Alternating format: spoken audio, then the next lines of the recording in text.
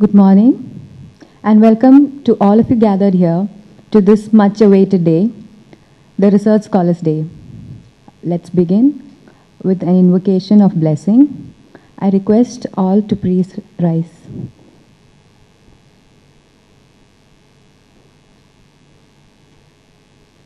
Gajavadana beduve,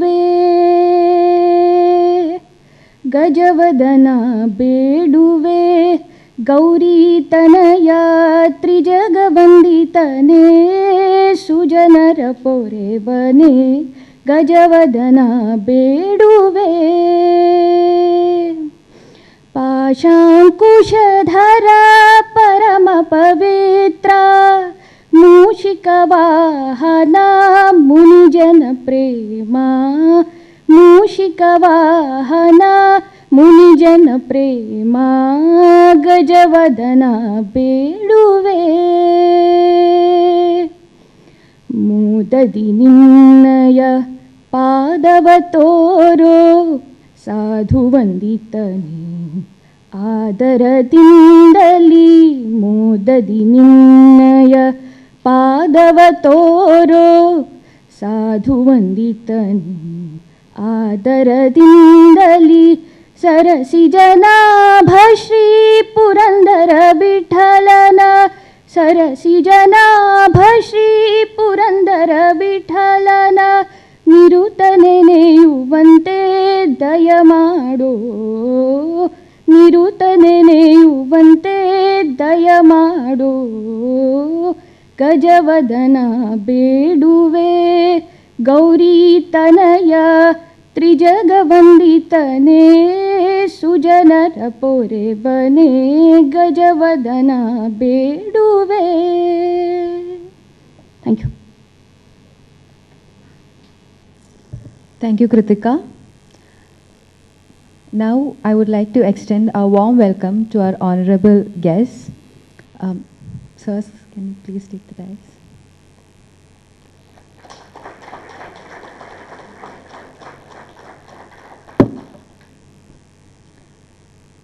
First, we would like to welcome our chief guest, Professor Indraneel Manna, Director, IIT Kanpur.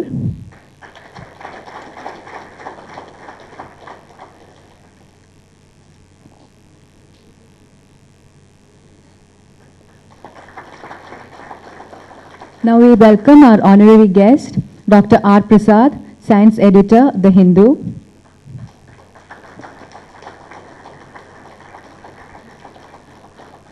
Now we welcome Professor Bhaskar Ramamurthy, Director, IIT Madras.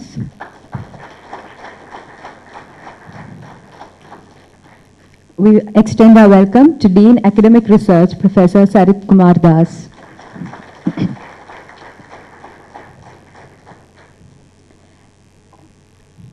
I also welcome all of you gathered here to this much awaited and eventful day. Hope you would have pleasure attending all the sessions for this day. A brief introduction to the event and how we came to have a Research Scholars Day. As you all know, this is the first Research Scholars Day of IIT Madras. Asimov once said, the most exciting phrase to hear in science, the one that harbingers most discoveries, is not Eureka, but that's funny. On the contrary, one of the most exciting phrases here for any scholars or profs, I hope, here is that your research grant has been granted. As Vaughan said, money can't buy happiness, but definitely it will help pay our research expenses. That was on a lighter vein. Proceeding along those lines, it's quite a given away piece of evidence that the intensity of research and figures of grant and the number of scholars in the institute is escalating in leaps and bounds, with upshoots getting taller and wider. The 3,000 plus strong scholars community of IIT Madras, which accounts for around 1/3 of the student strength of the institute, and their achievements stand proof for this. We are all researchers doing research on very varied fields, from engineering to sciences to even humanities and social sciences. And our research problems are very different, and the approach we have is also different. But what brings us together on this platform is the fact that we are all doing something called research. And we all know that research is not always something very rosy. It's imperative for us each day to get out of bed, push the boat, but also to celebrate the leaps and bounds and even the little steps forged ahead.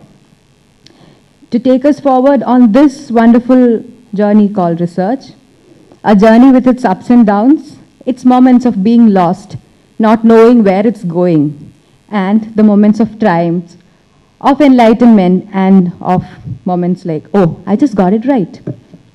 This is exactly what we are trying to do today by celebrating research. Presenting to you the Research Scholars Day of IIT Madras with the sole intent to celebrate research. Once again, I welcome all of you. Now I request our honorable dignitaries to kindly light the lamp and formally inaugurate the proceedings.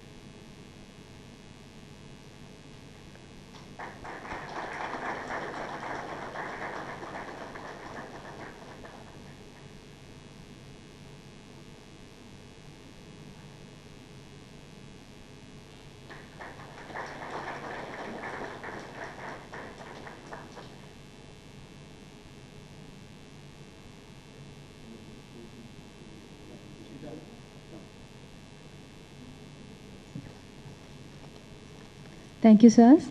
Now I kindly request our director, Professor Bhaskar Ramamurthy, to address a few words to the gathering.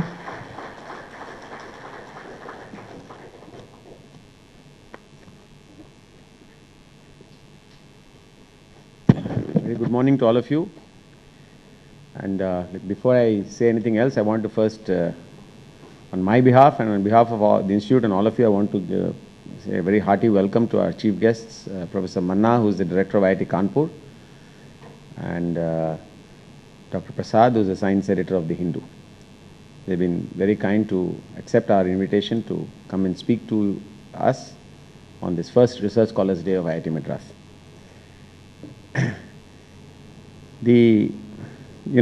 Sometimes just you get some idea of the story by looking at numbers. So pretty much this is true for most of the older IITs, but definitely it is something that we are seeing as a very big trend in Madras, in IIT Madras, and that is the increase in the research intensity as well as the number of research scholars. In terms of the intake, we have gone from around 200 5 years ago, 2007, 2008 kind of period, to currently around 350 to 400 a year. This is in the PhD program. And the MS program has not grown as fast. We usually take in about 150 or so, or maybe 200 every year.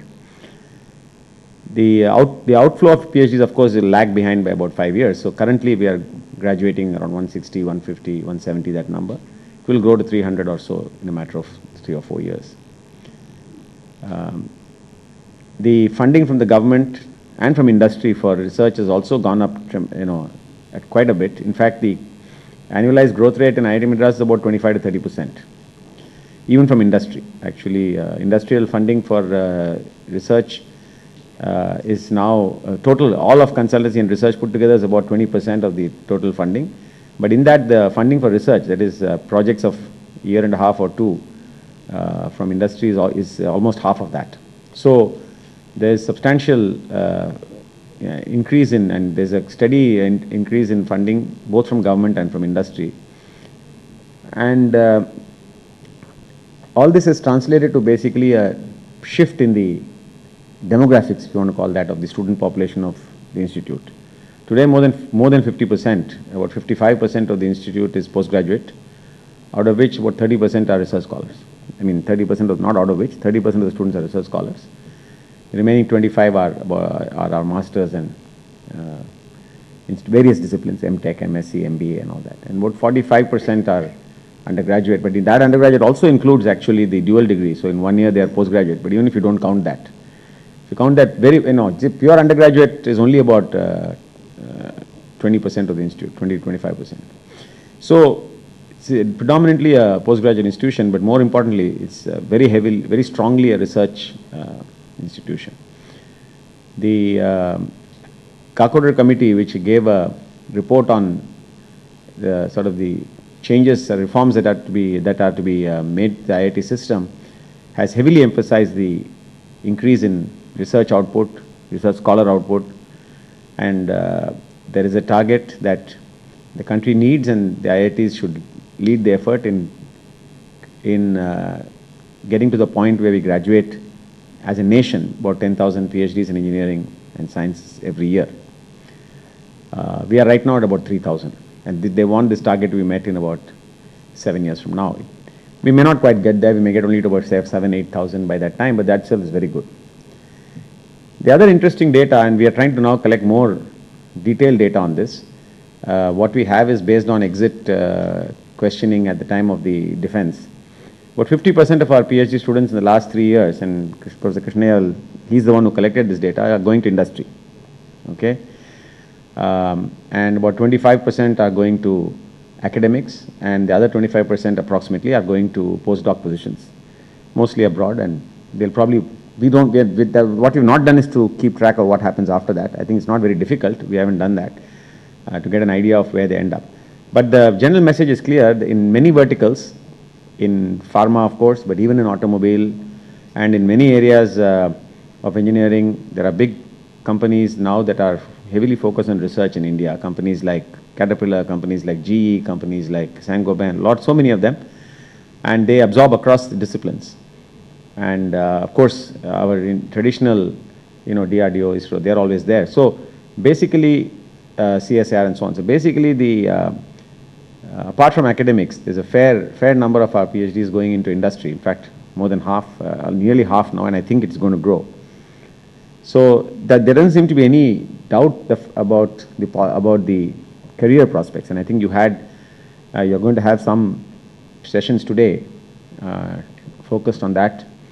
Yesterday, I think Dean of International Relations spoke about the opportunities for postdoc positions and other things, and even for exchange scholar to go to universities elsewhere. One of the things we are trying to do as an institute is have a large number of research scholars go as an exchange student to collaborating research groups of your supervisors for a semester or so, and vice versa. We want students of those groups to come here so that there's a lot of diversity, as much diversity as we can generate within our current constraints in the research kind of people who are doing research, because it's very important.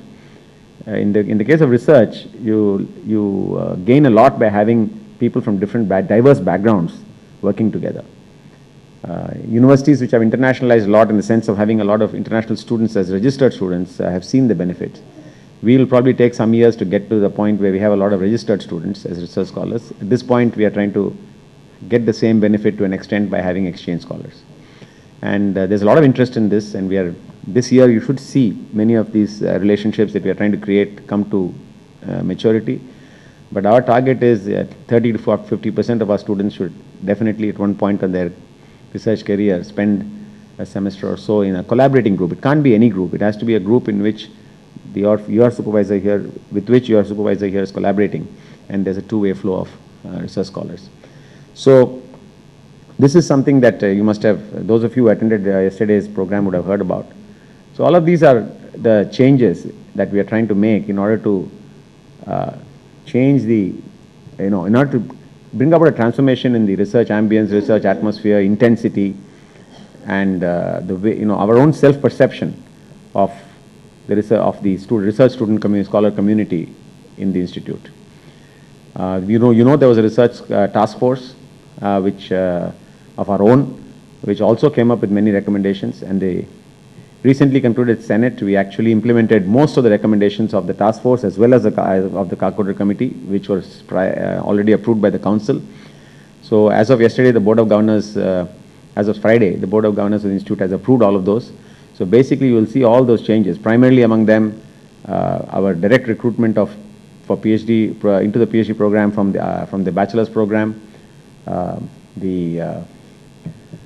of the changes in much more latitude in the way we interdisciplinary research, the ability to actually take students from diverse backgrounds into the interdisciplinary research program, having the flexibility to for the doctoral committee to define their coursework, define their comprehensive exam, everything in a way that is tailored to that area rather than follow the department's template. So we're trying to, I urge you to look at the minutes. The Research Scholar Secretary was also there. Most of it was in the part that where the student representative is also present. So we will share all of it with you. I think we have tried to actually do a lot to give ourselves a flexibility so that we can do better work, produce better work, work in a much better atmosphere, work faster, and so on. So given all of this, we thought the research scholar, we need to have a Research Scholars Day every year from now on to focus on, in some sense, for this community, big community on campus, focus on itself, and also to keep up this process of trying to refine our working environment, our ambience, try to see how we can optimize it further and further.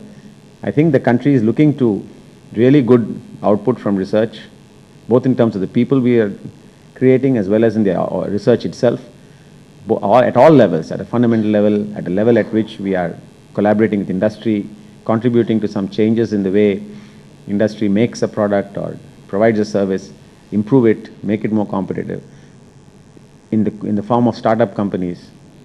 And so in all these ways, and in certain cases where it turns out to be the focus area of the faculty member and the student, in research that makes some impact to society. So not all the research we do can have all these sort of flavors, but we are such a large community now with 500 plus faculty and so many students. Certainly some of the research will turn out to be, if we all focus on excelling, some of the research will turn out to be very high quality publications. Some of it will turn out to be something that gives some significant value to industry. Some of it will turn out to be something that has immediate visible societal impact, some improved medical device or some improved way of handling water or whatever, better transportation. And some others which are just pushing the envelope of knowledge. So all of this is very important, and I think we have enough diversity now to be able to impact in all these aspects. And if we do that over the next 10 years, I think the IITs would move into a very different league. And all of that, whether we do that or not depends on all of you and all of us, and we have to really work on this. This is the main message I wanted to share with you, and I'm very happy that we have put together this Research Scholars Day. I want to congratulate the students who have been working on this tirelessly, the Research Affairs Secretary and her team, and I think they've done a wonderful job. We are open to any ideas that you can generate. We are open to implementing them. Today we're going to release the Research Scholars Yearbook, the magazine and so on. Any other ideas that will help us in achieving this set of goals, we are more than eager to implement it. I hope you have a very enjoyable day. I look forward to the talks. I hope you look forward to them too. And I hope you have a lot of interaction and you continue this. The Research Scholars Day is only a trigger. We want to continue this sort of focus to some extent on ourselves and what we are doing over the entire year, so that every Research Scholars Day we just give it a little more energy and keep it going throughout the year. Thank you very much.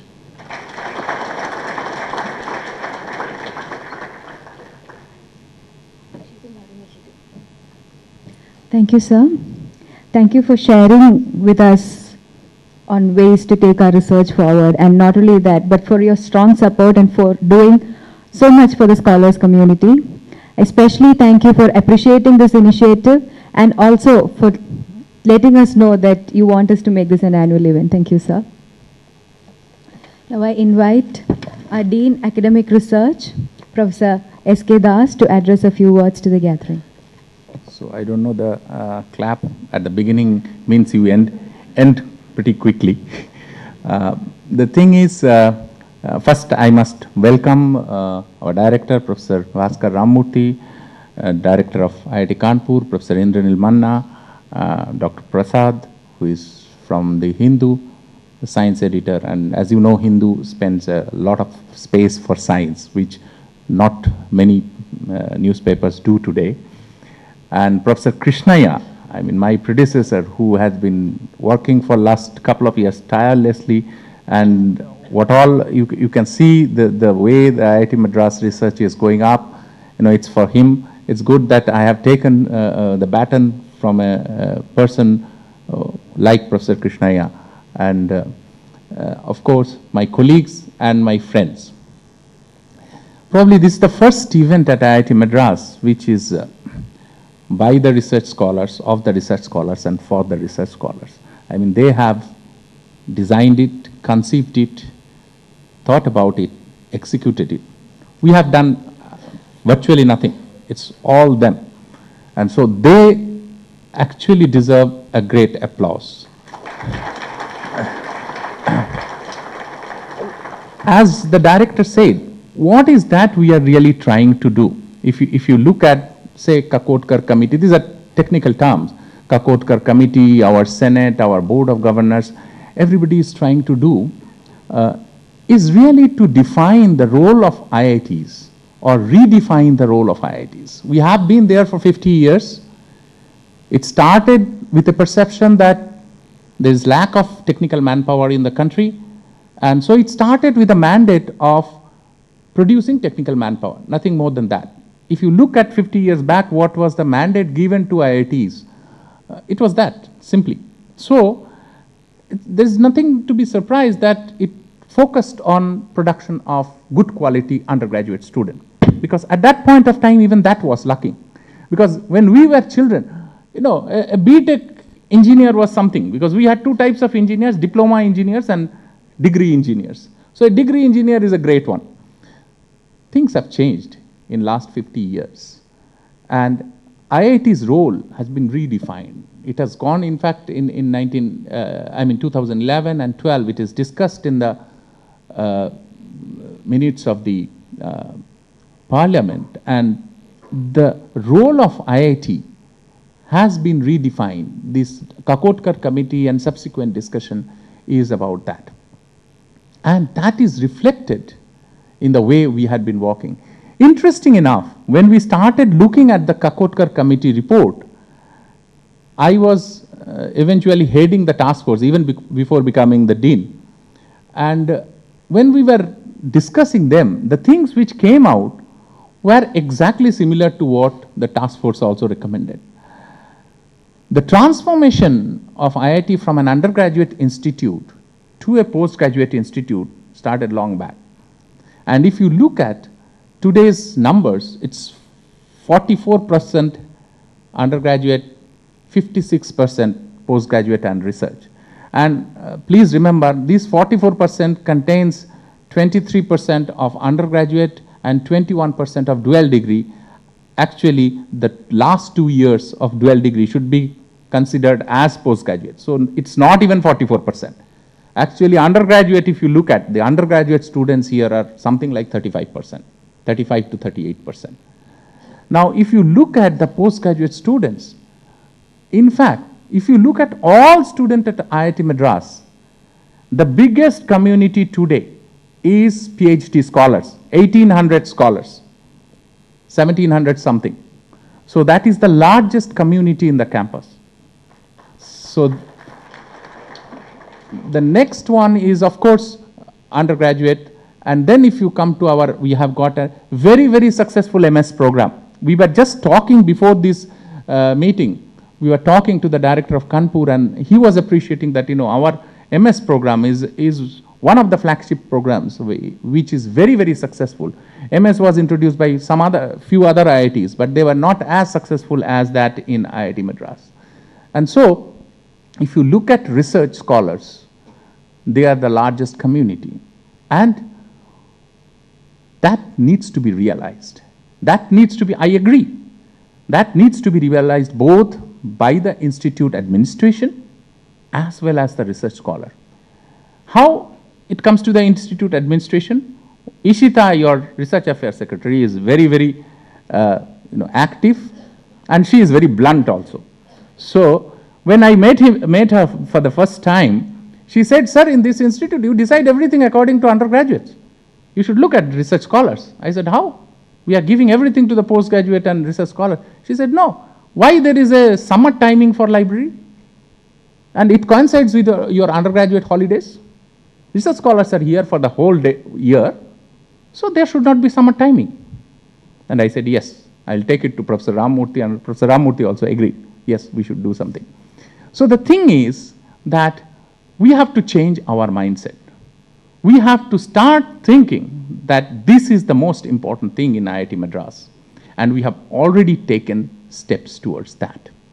But then, you see, nobody can give you importance unless you yourself give you importance. And that is what this Research Scholar Day is for. You should feel that, you are the dominant community in this campus. You should set the agenda, not somebody else sets the agenda. It's not to say, there should be any difference between the communities, but the importance of the research community should be felt. And for that, you should come forward. What all these, today's program, all the discussions, and the things that we have implemented, we are going to implement. In fact, we are moving ahead with newer ideas. Tomorrow, one team is leaving for Trichy, another team is leaving for Kolkata, to talk to people outside that how IIT Madras is doing in research. The director this time has written to 131 toppers of GATE, inviting them to join not our MTech program, but to join our PhD program. That you come and do research at IIT. So he has written that these GATE scholars who have topped in their respective disciplines, let them travel to IIT, we will give them train fare, everything. And they can travel on any day and go through the department and get selected there itself and join the PhD program. Now, these are the kinds of, director has given all his support towards the cause of research. We are ready to give all the supports.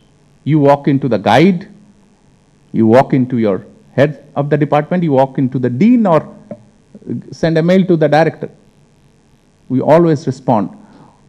The research scholar community should start speaking. Please open up. Please discuss. That creates an atmosphere. And this atmosphere finally gives the output in research. Do not concentrate. I think this is very, very important. Do not concentrate yourself only to the topic of research that you are doing. I mean, look right-hand side, look left-hand side. You will see many interesting things are happening with your friends. In fact, during research, you learn more from your peers than from your guide. And the other thing is, we as a community, also we have to learn how to disagree. In research, agreement is important, disagreement is more important.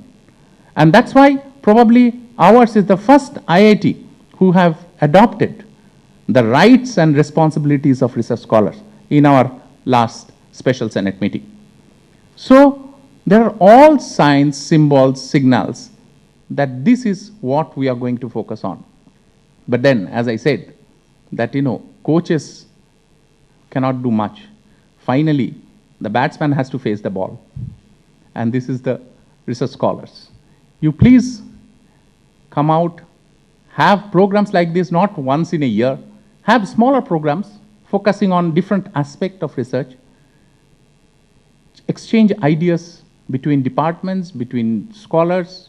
Talk about your problems, talk about the excitement. In fact, I was very excited a couple of days back, 2-3 days back. I was in the Nandini tea shop outside the Velachery gate. And we were trying to discuss something, 3 of the faculty members. And there was a table in which 3 more students were discussing their problem, how that particle displacement can be measured can be calculated, and their voice was more than ours. We had to restrain that. I was very happy that students at the tea shop are discussing about how particle displacement can be calculated. And this is what is called the ambience. This is what within the campus we should have. We are trying to have, once our academic complex comes out, a 24-hour coffee shop. And I want, this kind of ambience to be created, which will definitely see us in better light in the days to come. Thank you very much for having this day. I am sure IIT Madras will excel in research in days to come. Thank you very much.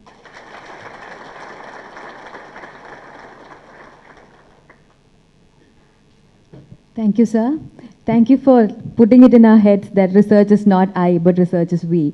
And also thank you for telling us, being a research community and being for us, we have to speak up and we have to revitalize research and create a forum to speak. And also, which I should not have forgotten. You can see from the people who are organizing this. This year, out of in the intake that we had, the PhD student intake, 33% are women. Okay, so.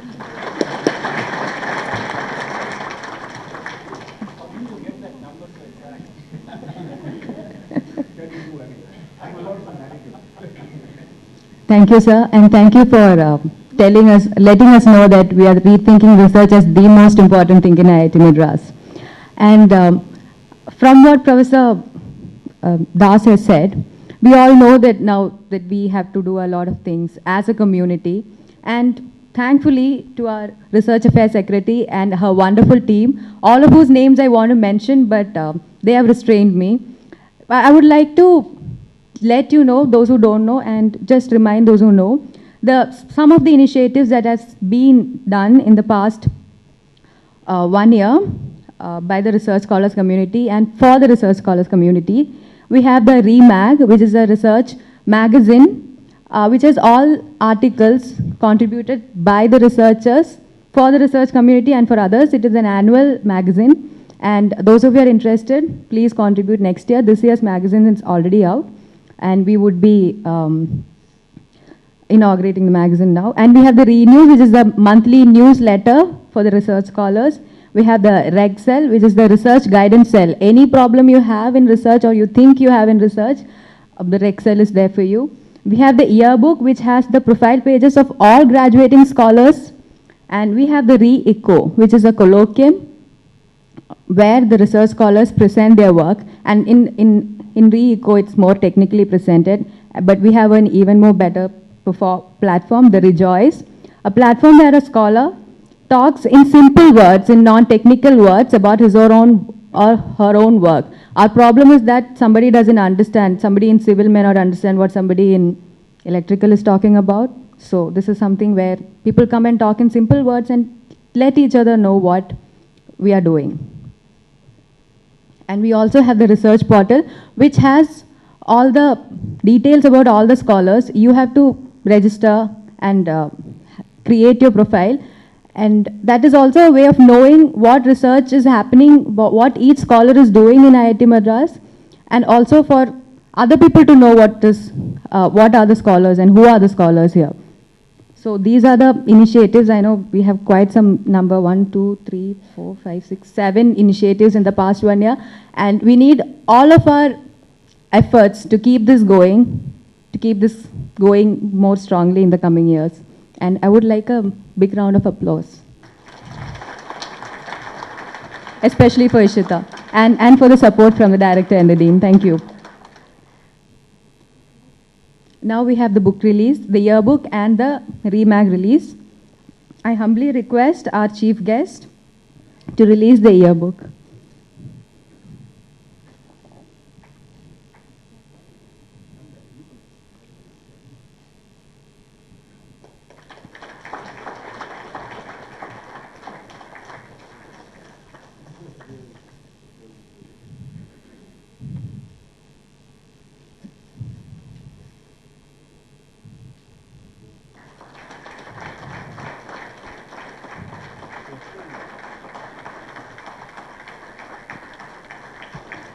The yearbook has the profile pages of all the graduating scholars of the year.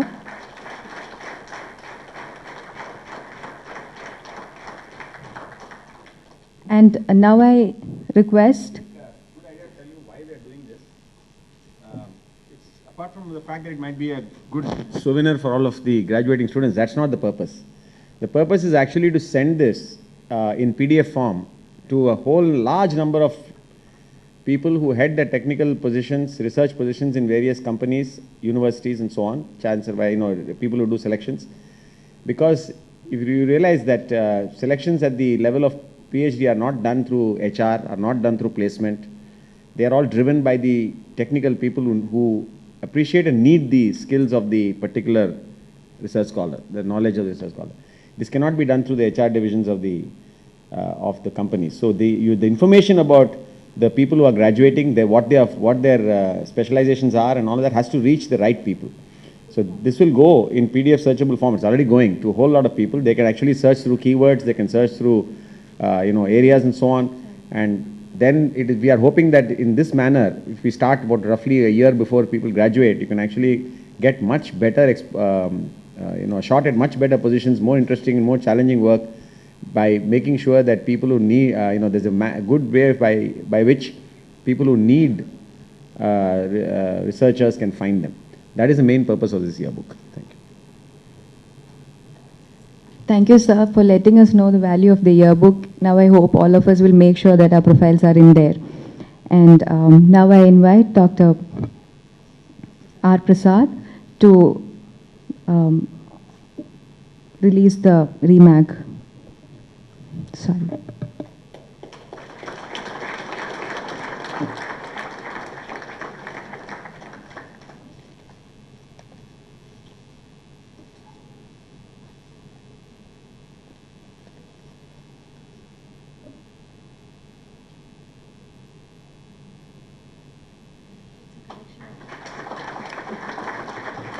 Is the annual magazine of the research community of IIT Madras.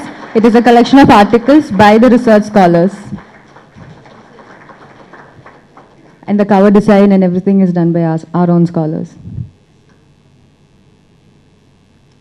There's something actually out of schedule actually, but we want to appreciate a couple of scholars who are sitting here who have come ahead and participated in the Rejoice. As she said, it's a platform where you speak about your research to the other scholars in a slightly lesser technical language. And I just request our chief guest to give out certificates to those two people, please.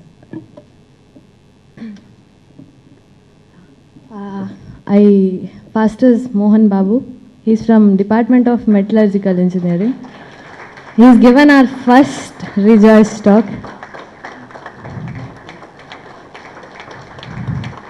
And then we have Baharuddin. He's from Civil Department, PhD. He talked about waste materials in such a fashion that I thought waste material can also be useful after that. Thank you so much, sir. And again, a request from my side, please come ahead and participate in these events. If you're not there, whatever I initiate or someone else initiates will be of no use. Thank you so much.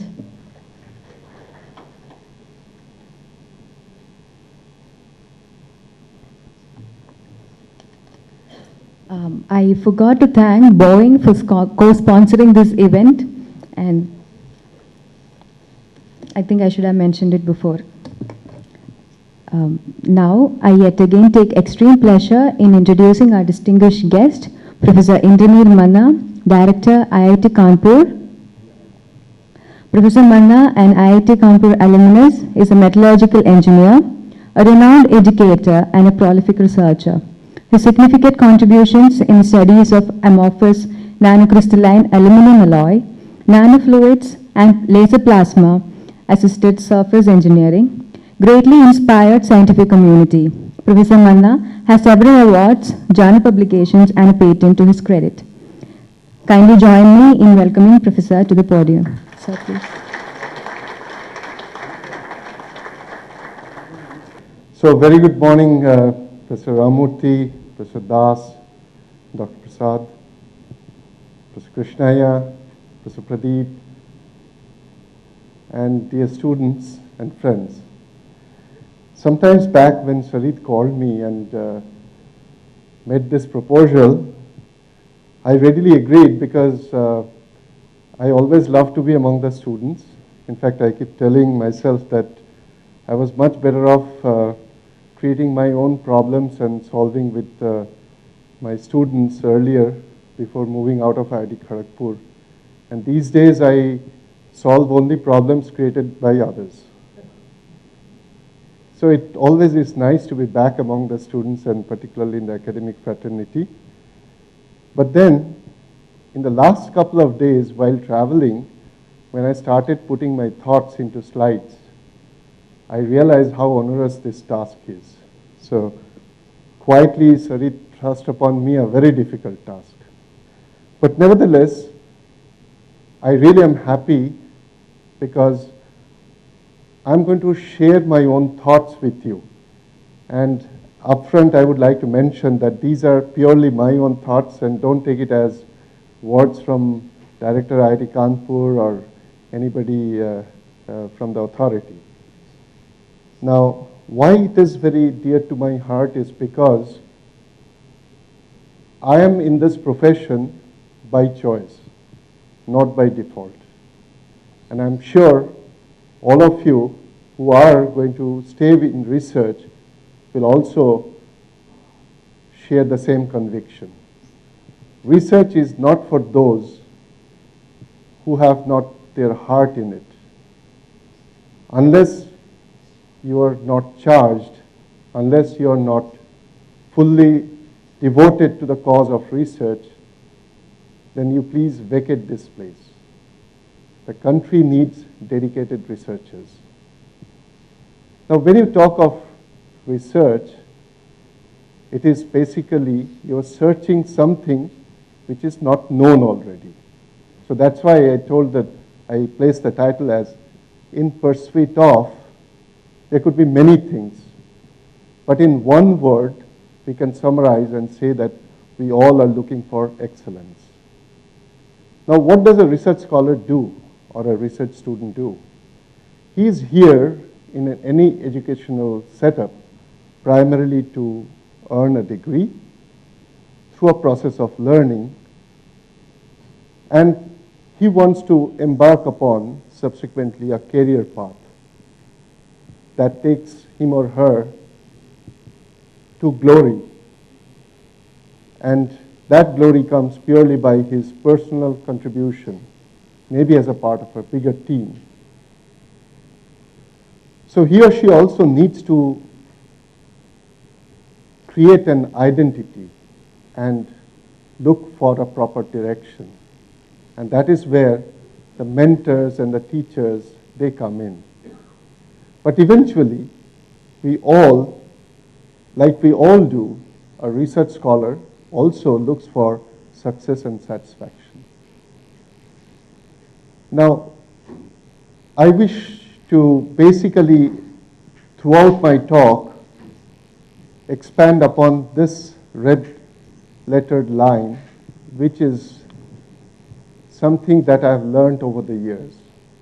And I'm sure many of you also would agree, particularly those who are fairly senior and experienced, that life is a long walk of many miles and milestones.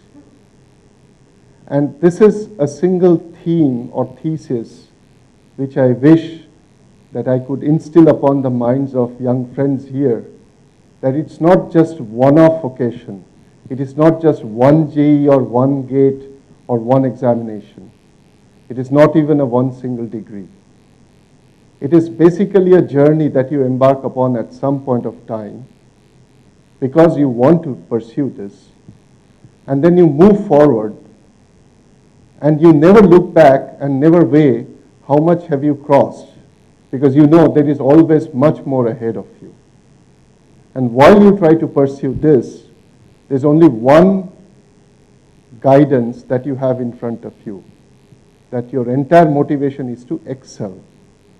And I have also all my life believed that except time, there is hardly anything which can be absolute.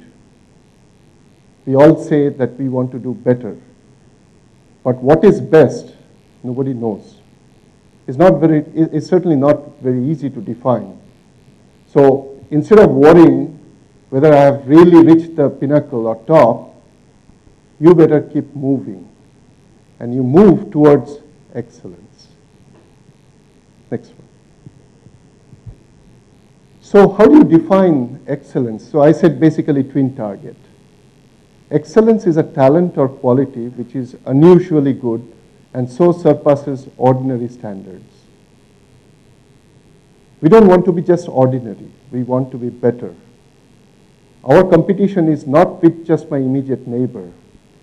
Our competition is essentially driven by an urge to do better for the humanity. So it is also a standard of performance. So that's why I said it's relative. In fact, I figured out something which came from Confucius way back, the Chinese philosopher. The will to win, how is he defining excellence? The will to win, the desire to succeed, the urge to reach your full potential. These are the keys that will unlock the door to personal excellence. In simple words, fire in the belly. My first postdoctoral stint was in Germany, and I happened to meet a gentleman called Lazar Schwindlerman, a Russian professor. When the first few of the Russians were allowed to come out of Russia and come to Europe in other European countries, he was one among them. And he was an extremely brilliant scientist, already fairly aged. He's still living, and a very well-known personality in the field of oriented bicrystal, the section of physicists who worry about structure of interfaces and so on. So my host, Professor Ghost, asked this gentleman, I was very young at that point of time, and said, Lazar, what would you advise to this young man? He said in German, which if you translate, comes exactly to this, that you should have fire in your belly.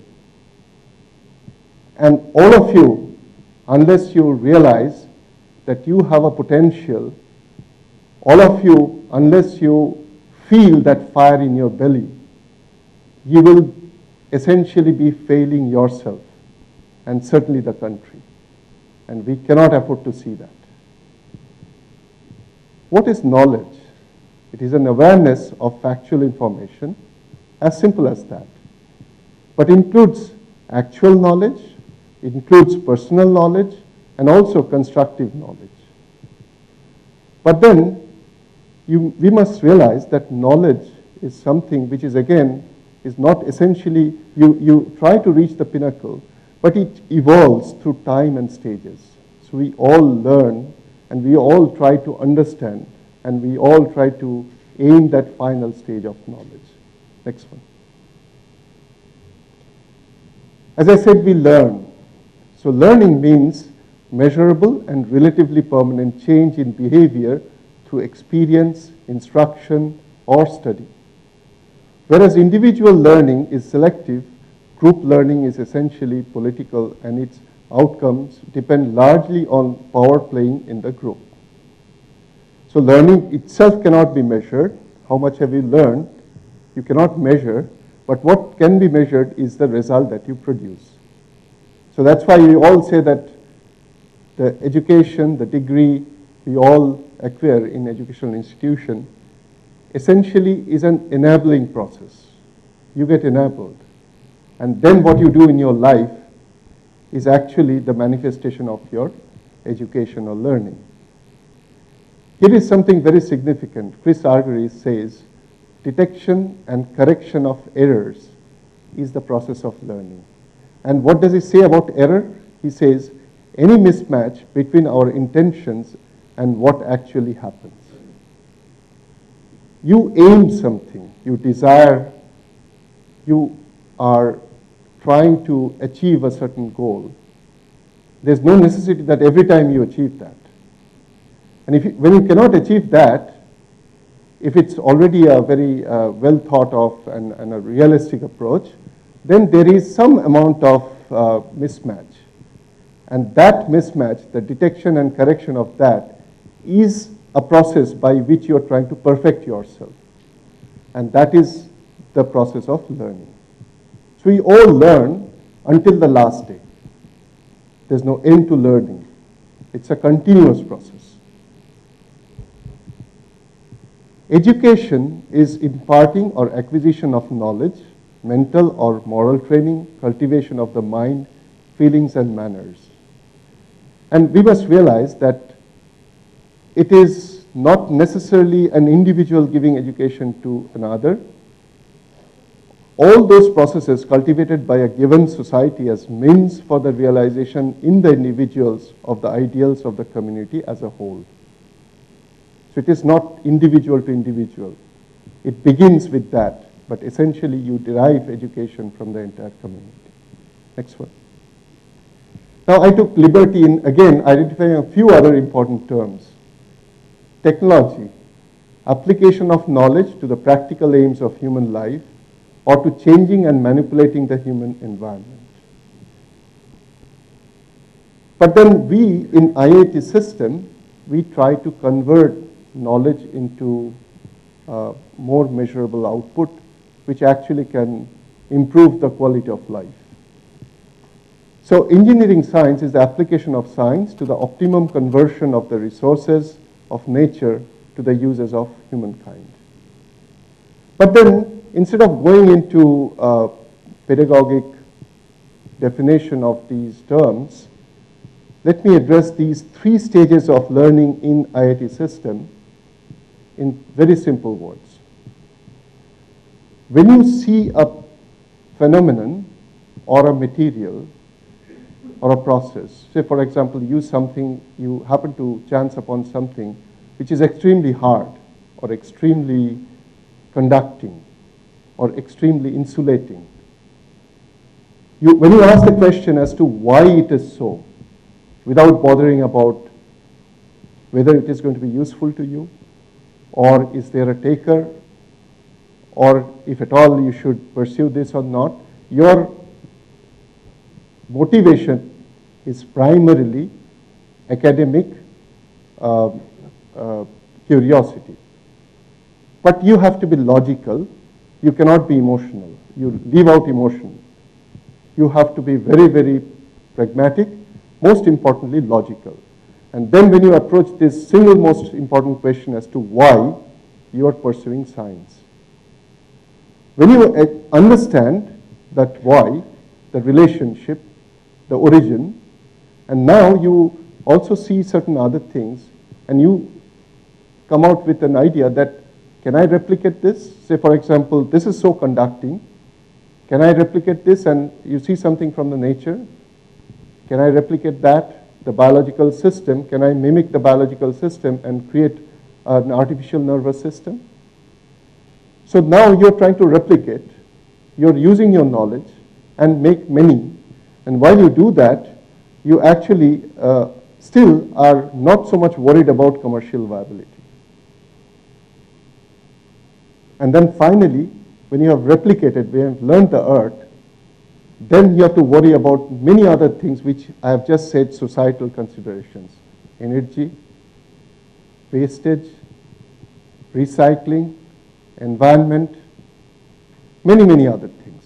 And the most important thing, a company, for example, a drug research company, spends millions of dollars in synthesizing some molecules, new molecules.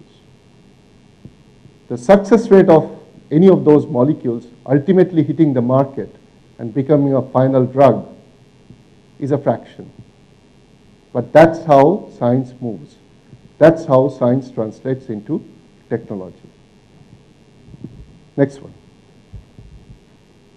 Actually, when Sharit mentioned the word motivation, then I said, I'm too small a fry to give a motivational talk. And I looked around and I thought that we are very fortunate to have a very rich heritage in this country.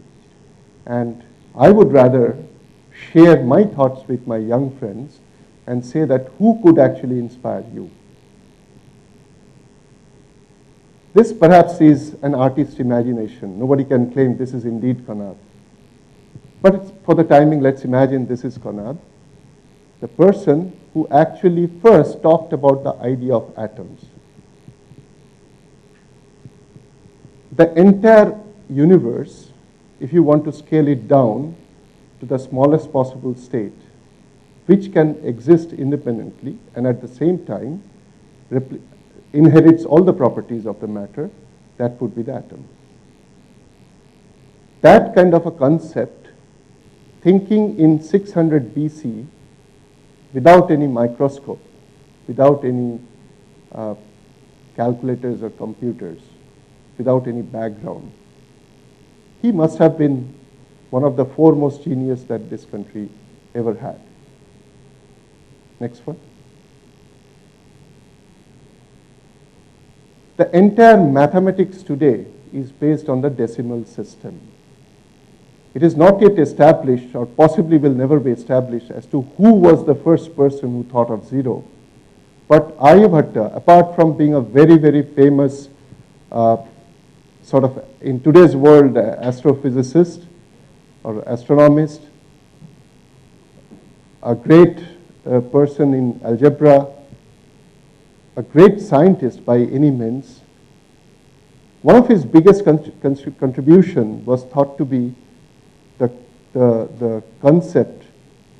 He used sthanat sthanam dasaguniyam siyat, place to place in 10 times in value.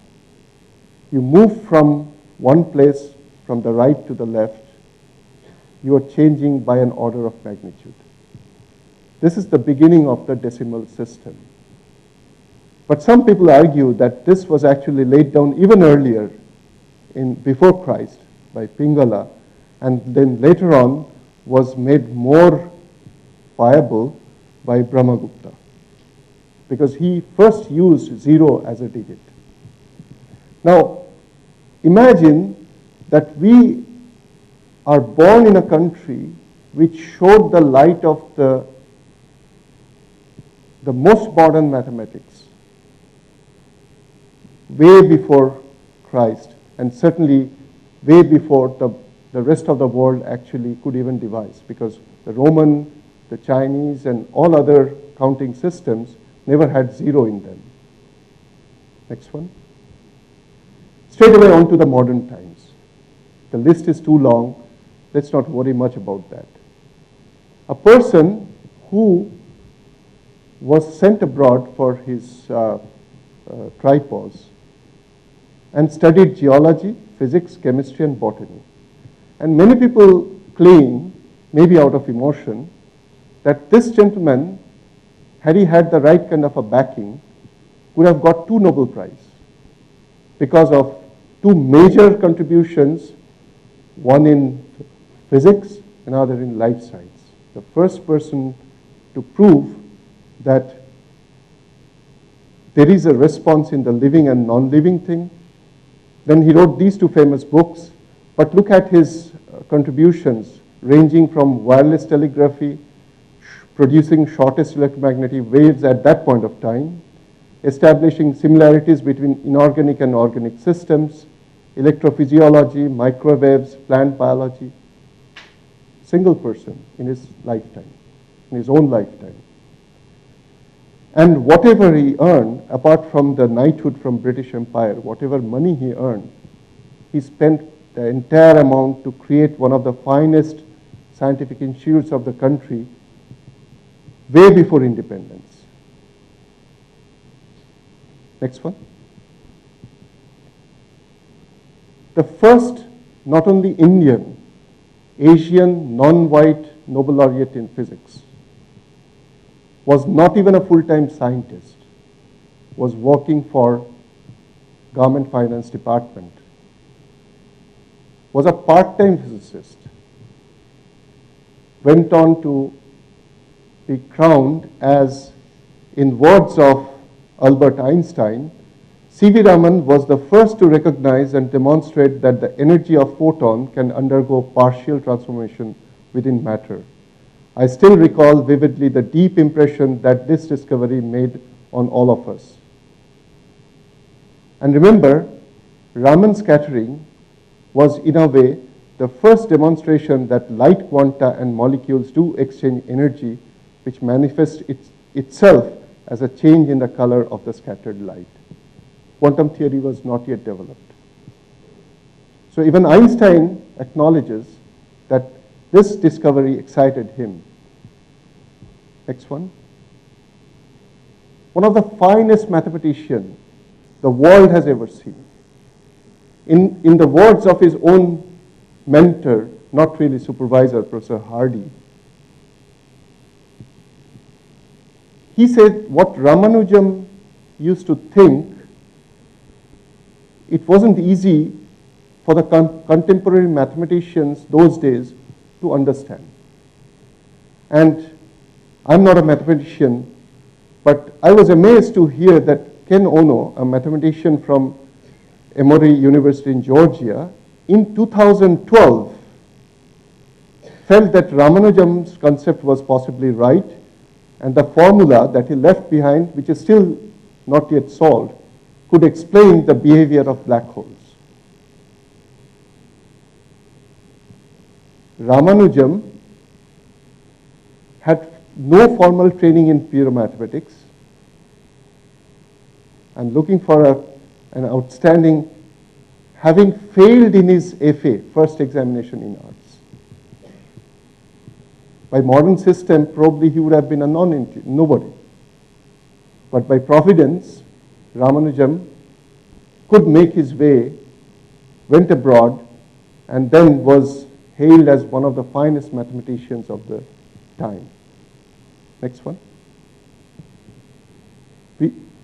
Last night I spent in Bose-Einstein guest house. Again, one of the finest minds this country has ever produced.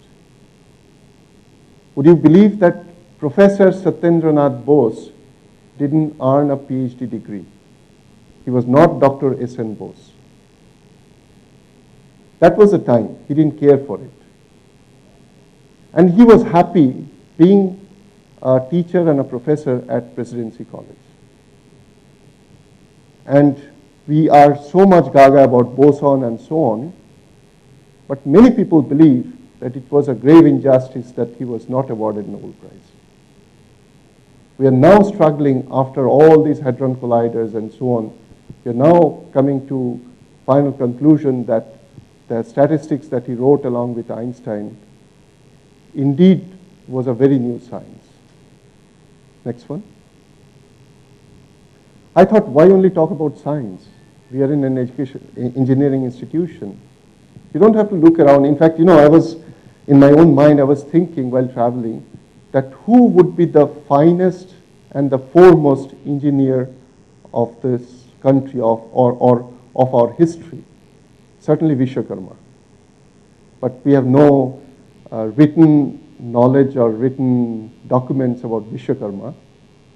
But what is written, and if that is to be believed, one of the finest engineering feat was Indraprastha, created for the Pandavas when they returned from their exile.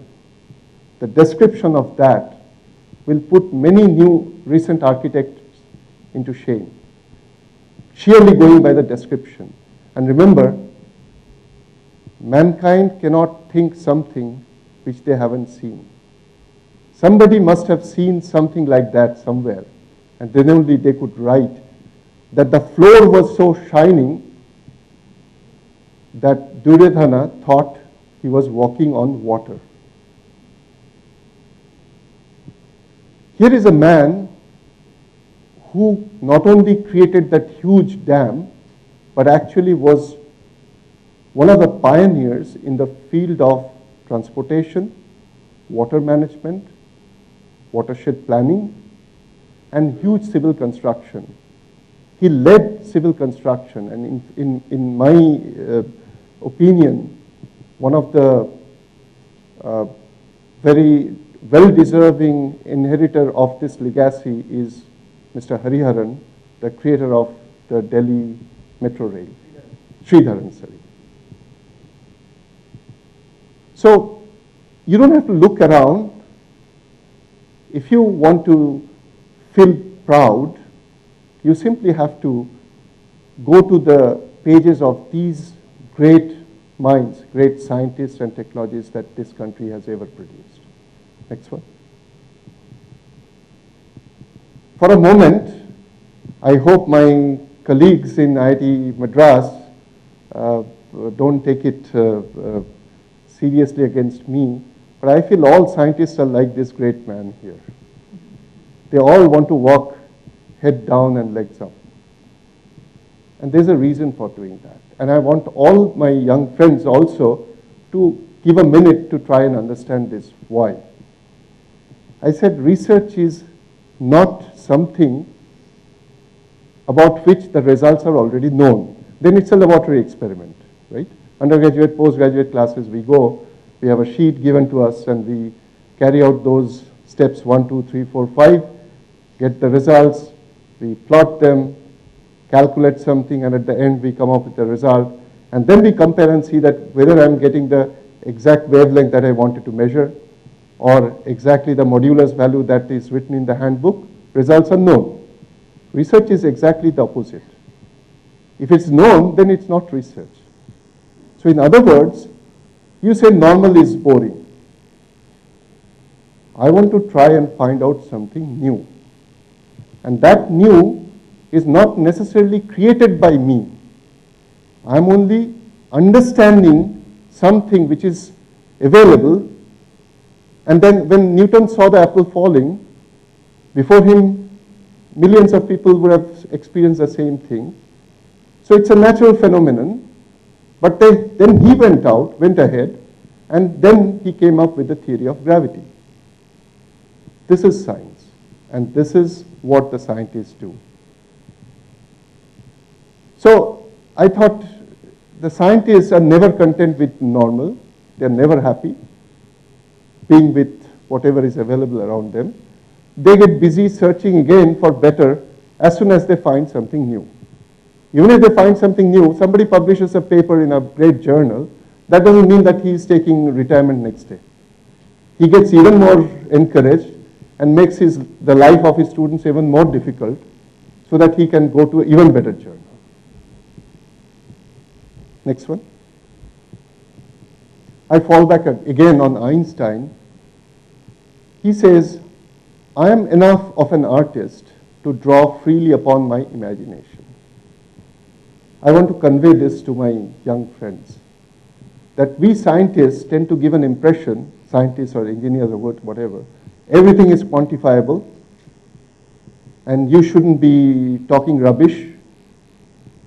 If you cannot write down that in a differential equation, then you better don't talk to me. That's a kind of an approach many of us tend to believe. But look what one of the greatest scientists had to say about science or research. I'm enough of an artist to draw freely upon my imagination. Imagination is more important than knowledge. Knowledge is limited because knowledge is bound by logic. At the beginning I said you cannot lose logic when you are pursuing science. But imagination encircles the world. So imagination allows you to go beyond the normal relics, and then only you can pursue new. Next one. We always see certain contradictions in life. For example, a typical difference between invention and innovation. Creation of an idea in laboratory, test of principles, act of technical creativity, concept suitable for patenting. So these are all encompassed in invention. It's a sudden thing, no? Invention, you're pursuing something, you happen to invent something because you went out of the way, you created new knowledge which made a paradigm change. Innovation is a rather slow process. You try to gradually apply the knowledge, either derived from invention or even discovery, an idea put into widespread use, particularly when it has a commercial exploitation. Why this is important at this moment? Because you are primarily, a large section of you would be engineers, or you are pursuing technology. We are also in an institute of technology. I tried at the beginning to differentiate between this so-called, actually they are all overlapping. I must say that there is no strict vertical. There is a large overlap, but still we are in an institute of technology. Eventually we want to translate science into application useful to the society. In fact, Professor Ramuti mentioned that IITs were created with certain ideals more than 60 years ago. IIT Kharagpur came into being in 1951, the first among the IITs. So more than 62 years. The ideals at that point of time was essentially to provide the country with the greatest institutions in the area of engineering and technology. So we were happy producing students, producing knowledge, and so on and so forth. We still are very much committed towards that. But time has come when we have to go one step ahead of that.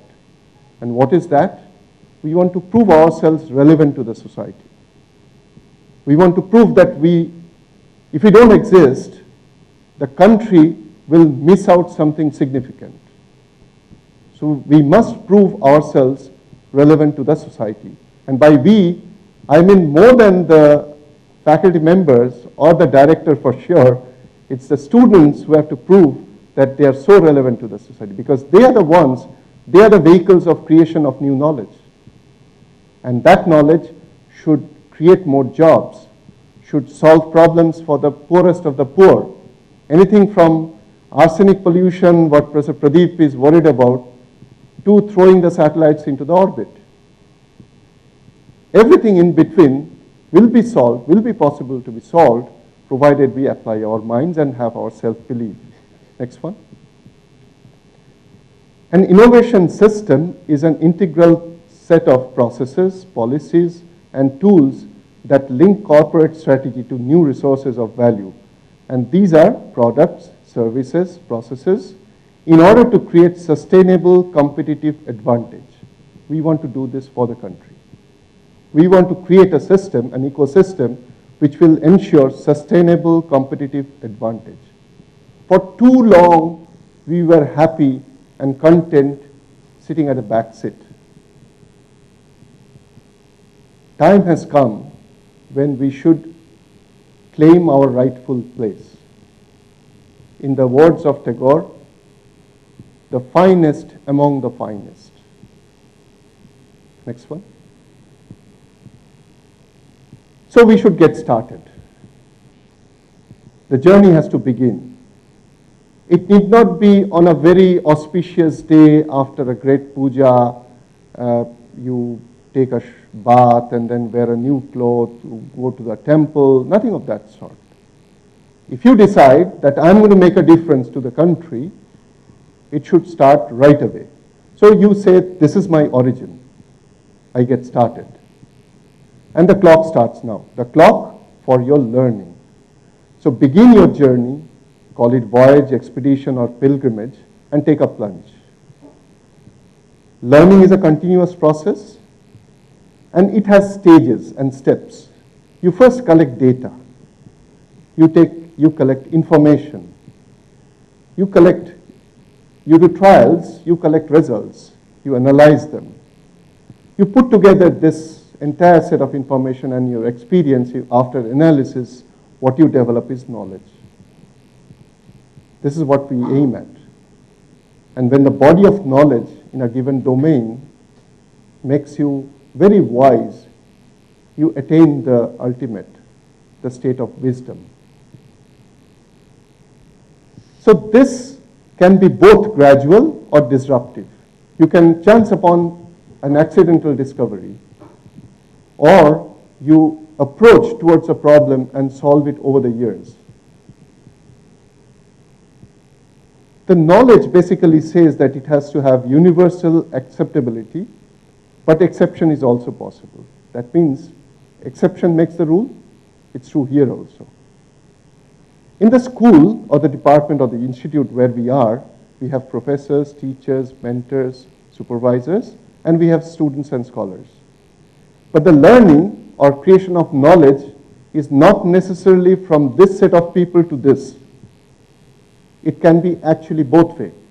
I still believe, 25 years I taught at IIT Kharagpur, I firmly believe that every time I deliver a lecture in the course, in a given course, which I might have taught already for 5 years before this, yet at the sixth time, during the year, every lecture I take, I always end up learning at least one new explanation, one new way of explaining, one new word, because I'm teaching a set of students who can always challenge me intellectually. So I have learned in my life much more while teaching than when I was myself a student.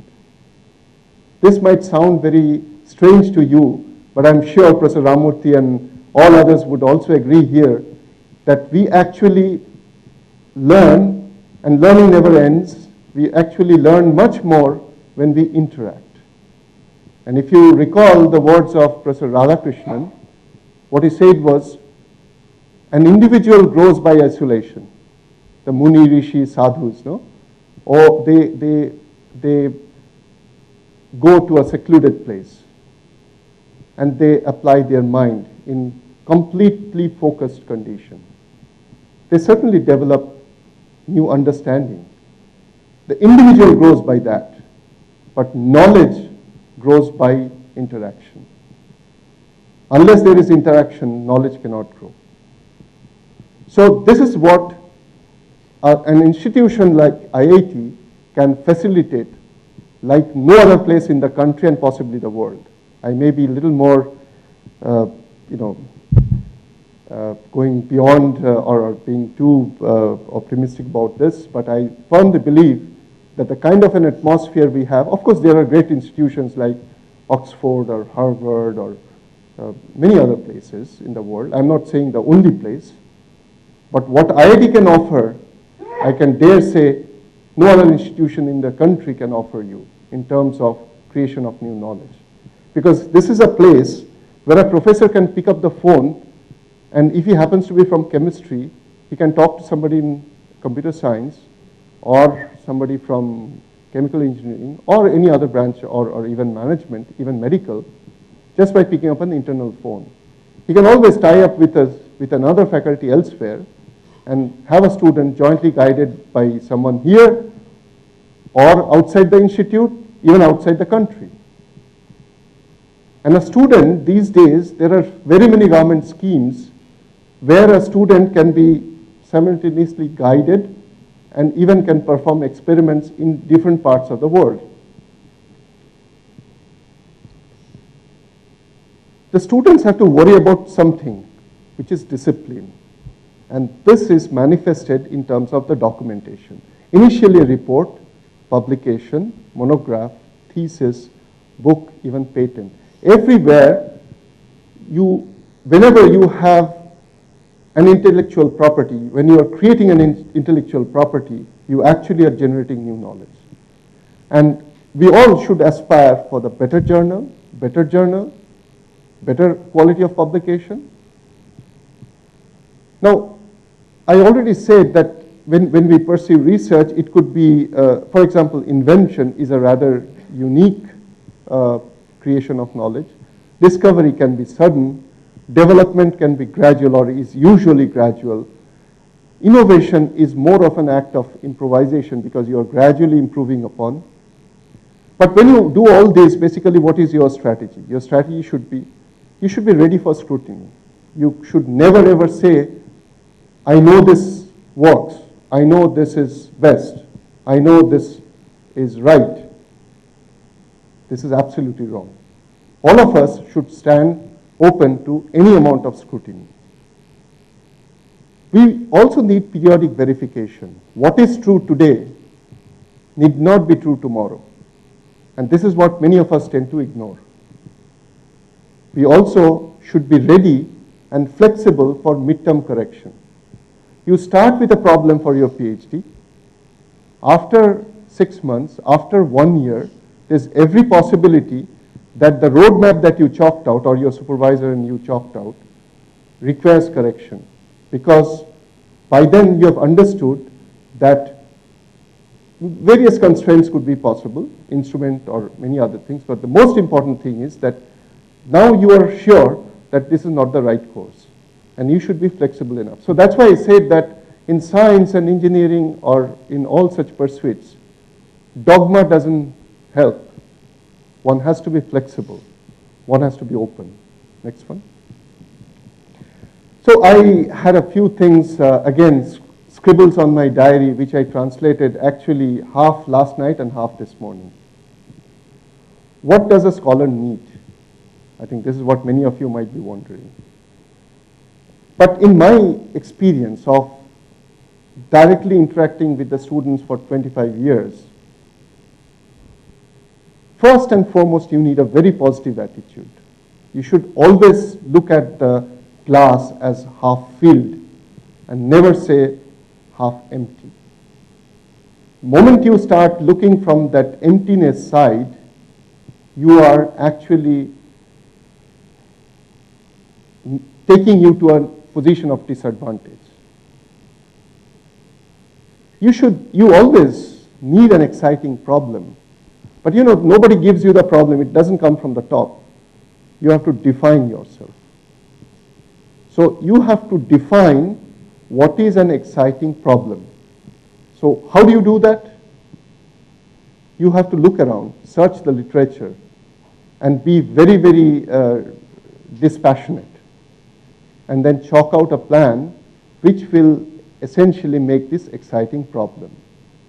You must practice academic integrity, because short-term gain eventually can land you up in such a big problem that you may not be able to come out of that ever. So one has to be completely committed towards academic integrity, including ethics. You need enabling supervision, and this is where the other side of the society within this IIT community has a role. In many cases, I just was commenting this in the morning, that mentoring is not necessarily only for the students. Mentoring possibly is needed also for faculty members at times. But that's a different issue. All I'm saying is that the supervision has to be enabling. We should be enabling the students to approach the exciting problem. We need to create a conducive environment, and this environment starts from actually the hostel, goes through the canteen, and runs all over the institute, including your own workplace. Essentially, there's no denying the fact that at the end, when you graduate, you must acquire a very good, decent, and a very confident domain knowledge. This will be your selling point. So the student actually, the scholar, so to say, has to have a good ability for comprehension, and must remember, as I said right in the beginning, that you are here only by choice, not by default. So you have to realize that even if somebody doesn't help you, you have a right to help yourself. You need a better planning.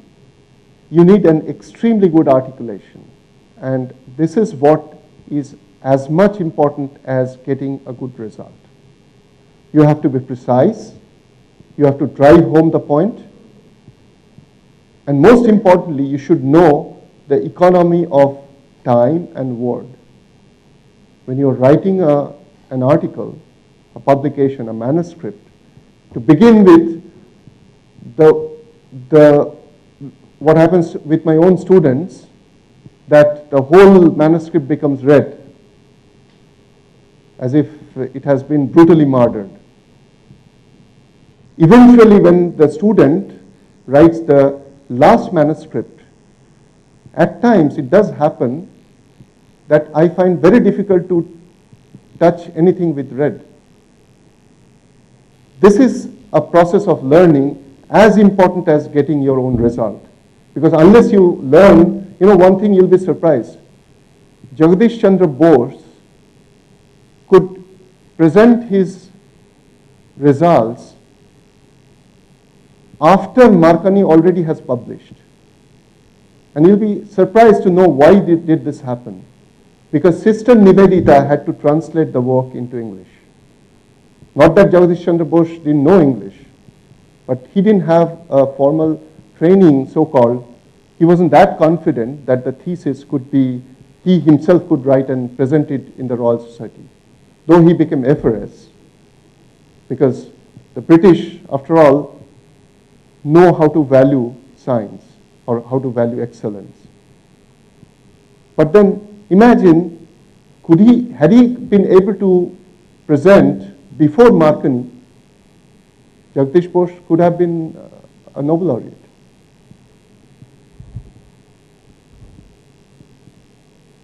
The language is scientific language. It's not literary English or literary whatever. There is a distinction. In fact, the scientists, the way they write, they practice extreme frugality.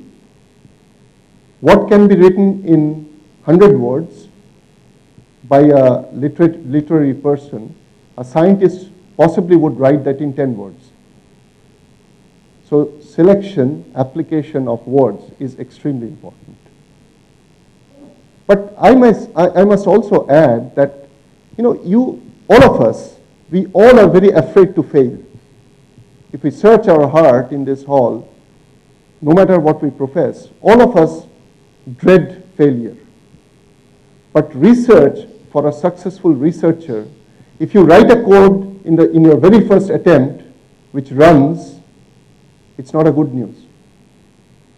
If the code fails number of times, and if you have to debug several times, you learn much better. If that happens at the beginning, at the end, you will be able to write a code without any need for debugging. So we should have the courage to see, even if we see failure, we shouldn't get deterred, and that will take us to success. Some random thoughts. We need focus. We need to avoid distraction. And one thing I do not compromise with my own daughter is that internet and Bluetooth and downloads and all these are not always helpful. In fact, they are extremely detrimental. I belong to that generation, and I have no hesitation saying that I would still, given a choice, would love to go to the cricket field or football field and sweat out there instead of sitting in front of the computer and playing a video games. You need confidence. The confidence is that, yes, I can do it. Who will give you the confidence? No one else, only you. If you are ready to fail, you will automatically learn how to do it, how to be successful. You need sincerity, but not just hard work. If you toil very hard, and that alone is not going to help you. You have to have focus, sincerity, dedication and motivation. This comes, it happens. Nobody can translate or transfer that to you. You need enterprise. You may be brilliant, you may be Einstein, but unless you make an effort, nothing will come out. No substitute for your individual enterprise. All of us need to be eager to learn, including the professor. The professor actually is not know-all. In fact, one thing let me admit at this point, every PhD student, you can quote me anywhere, should know the subject of his thesis topic much better than his supervisor. Then only he earns the degree. So every student, every PhD scholar should tell himself or herself that in this subject, nobody can question, people can question me, but I would be the last word in explanation. If I have made a mistake, I'll admit that. But I know this subject better than anyone else. That should be the motto. Courage is again something which is pretty much missing in many scholars. And I feel very sad. They seem to feel that, I just am here because I got a chance to come to IIT Madras. And maybe I'll get a degree someday. Hopefully I'll get a job. I don't know if my paper will ever get published, if my supervisor will have time for me. Many of you, such wild things may cross your mind.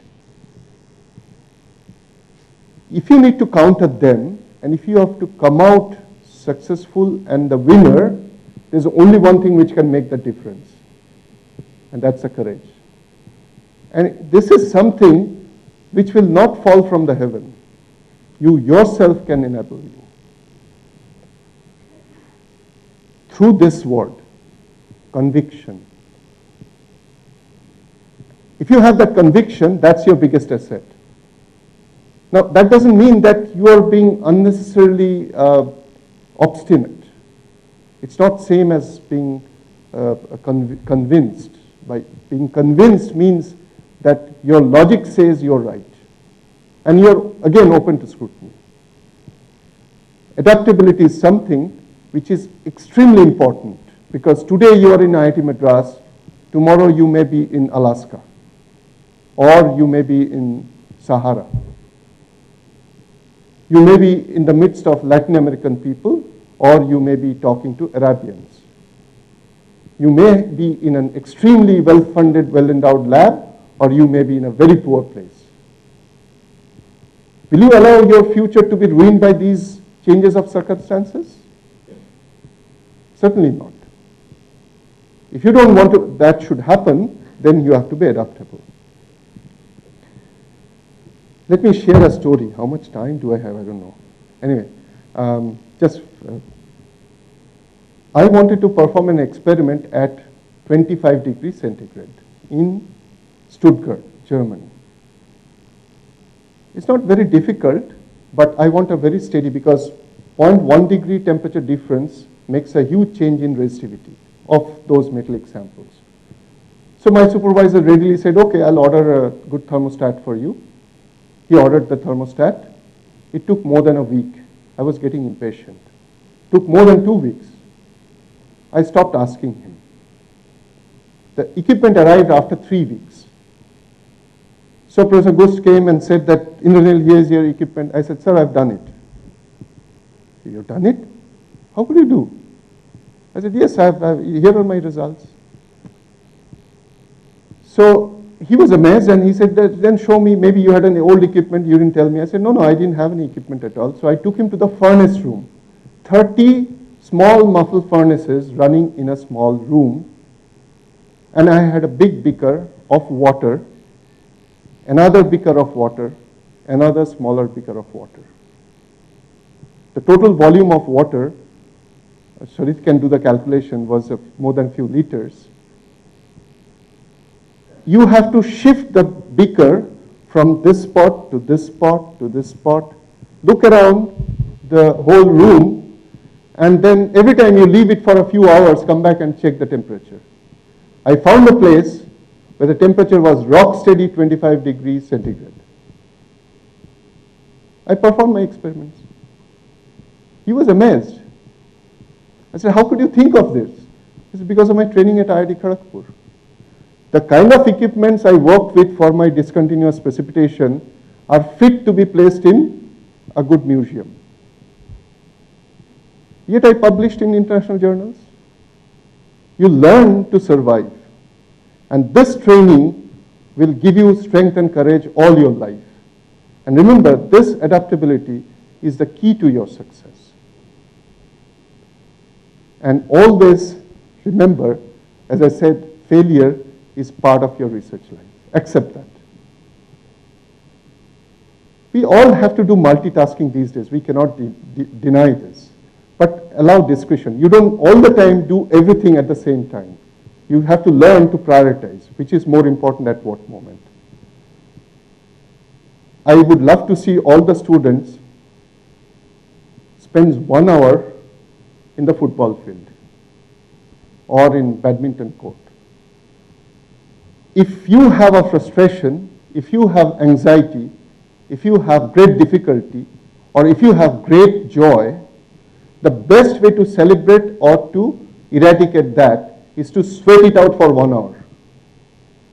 If you want to, if you're playing a badminton game and you give your 100%, and at the end, doesn't matter whether you win or lose, when you sit together with your friend, your opponent, both of you laugh. That takes away all your steam, and that's very, very important. It would be very nice if some of you could also pursue some creative art. You know, I always thought that, I still believe I'm a great singer, but nobody believes that. But if you can pursue any of those things, that will give you a companionship for your life, particularly in South India. It's very, very possible. If you can pick up one such creative art, singing or instruments or something. Try to learn from the other's mistakes. You don't necessarily always have to do mistake yourself. You can always learn from others' mistakes. Practice discipline and methodical approach. And as I said, never shy away from any amount of challenge. But here is a very important message. I should have made it bold. That PhD is the beginning of your research career, not the end. So this morning I was having a very nice chat with Professor Ramurthy about what your chairman board of governors always says, and I firmly believe that there's no fun doing PhD for years and years and years. PhD basically is an enabling degree, so that you have a license. License to do what? Independent research. That means you have learned how to define a problem, approach a problem, solve the problem, and bring out the logical conclusion. In smaller version, this is a publication. In a bigger version, this is a degree. The examiners, they actually examine whether you have created enough amount of new knowledge. And then they recommend for a degree, and that is your PhD. As simple as that. But that should not be the end of your career. Because if you take 10 years to do a PhD, I have known people who have done PhD for more than 10 years.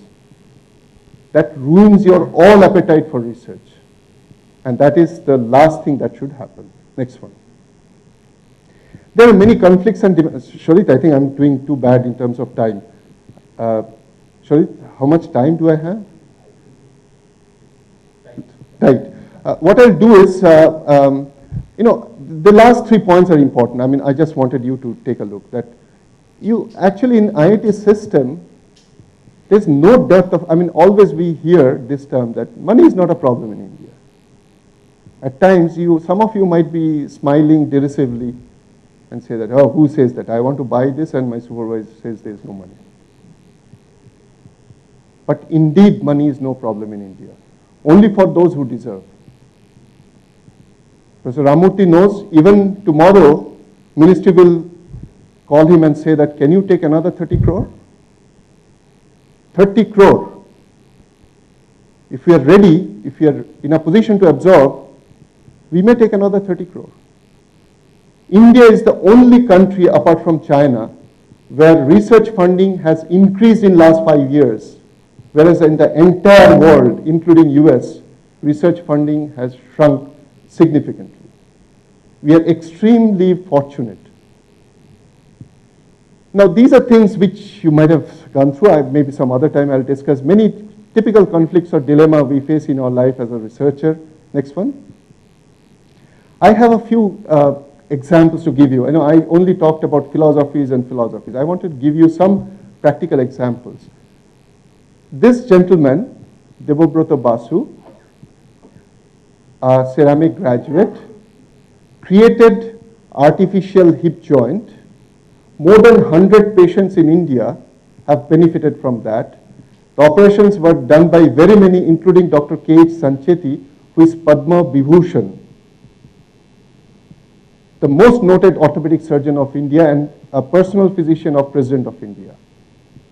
Here is a patient who personally came to me and said that, sir, I want to take your prosthesis. Third day after the operation, I myself went and saw him. And after 7 days, he was walking. Dr. Basu was decorated with one of the highest a possible award in CSIR Technology Award in 2010. Next one. He created these artificial eyeball. If you see this face and this face, you can't make out whether this gentleman has any problem with his eyesight. It's all done because of this small hydroxyapatite, orbital implants developed by this CGCRI. Next one. Very recently, last year, when I was still with CGCRI, we went to Tata Memorial Hospital and we started a project. The project is still on, where we were committed ourselves to create what is known as ceramic scaffolds. For cancer patients, this part of the bone, it is actually a real-time picture. This part of the bone, thigh bone, got cancer affected and was amputated. The surgeon would always like to retain this part because this is the joint and also the part in the other side, because joints are very difficult to replace. So he wanted to have a metallic implant in between so that the person can still continue to walk. This metallic implant, no matter what it is made up of, a metal always in contact with body fluid corrodes, erodes, and creates problem. So it's always better to cover it up with some kind of a tissue envelope so that there is no interaction or corrosion. And that is possible when you create so-called a scaffold like this. It's an alumina product, porous and compositionally graded, and then on the surface, the tissue can grow very easily. So that was the development we were supposed to do. Why am I telling you all this story, He died last year. He died at the age of 51. He was 1 or 2 years senior to me. He brought me to CGCRI. 10 years before his death, every day he had to take 3 dialysis, including one sitting in his own office. We created a space for him. A person taking 3 dialysis a day in his own office, including one in his office, never took a day's leave unless it was necessary because of medical reason. The day he died, the previous evening, we still talked about this project with Tata Memorial Hospital. But he died. What does he leave behind? He leaves behind a message that this is possible in India. I'll show you a few more examples. Next one. This is the hot cell of Tarapur nuclear plant, atomic energy plant. The entire area inside is extremely radioactive because this is where you handle the radioactive waste. Part of it you take out, do recycling. Part of it you encapsulate and bury it underground forever. Once you have the cell operational, you cannot enter. Everything forever has to be sealed. In order to operate from remote, you need windows. These windows is actually 1 meter thick. The window itself is 1 meter thick, has 5 layers of 5 different glasses because it has to be transparent, of varying refractive index. This last one is the highest lead containing, 70% lead containing glass. This can be melted only in pure platinum. The platinum pot in which this is melted itself costs about 100 crore. The whole technology took CGCRI to develop more than 2 decades. But today, there are only 2 countries in the world who actually makes them, Russia and Germany. If India has to depend only on supply from Russia and Germany, whether they are your friends or foes, you are always uncertain. This is a technology developed by CGCRI and is operational. Next one. These are the glass frites without which you cannot handle nuclear waste. You know why? Professor Pradeep would know this better. This is a silicate network.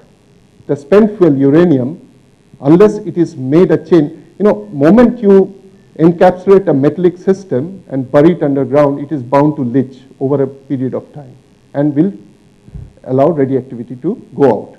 So you have to encapsulate that within the chain such a way that it does not leach out, because within the chain you have covalent bonds.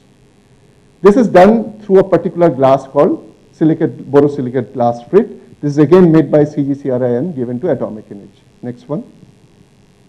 Optical amplifier with which the signals for your optical fiber laid cables, when they're for your mobile and any other communication system, you need boosters, basically amplifiers. Otherwise, the signal gets weakened within a certain period of time.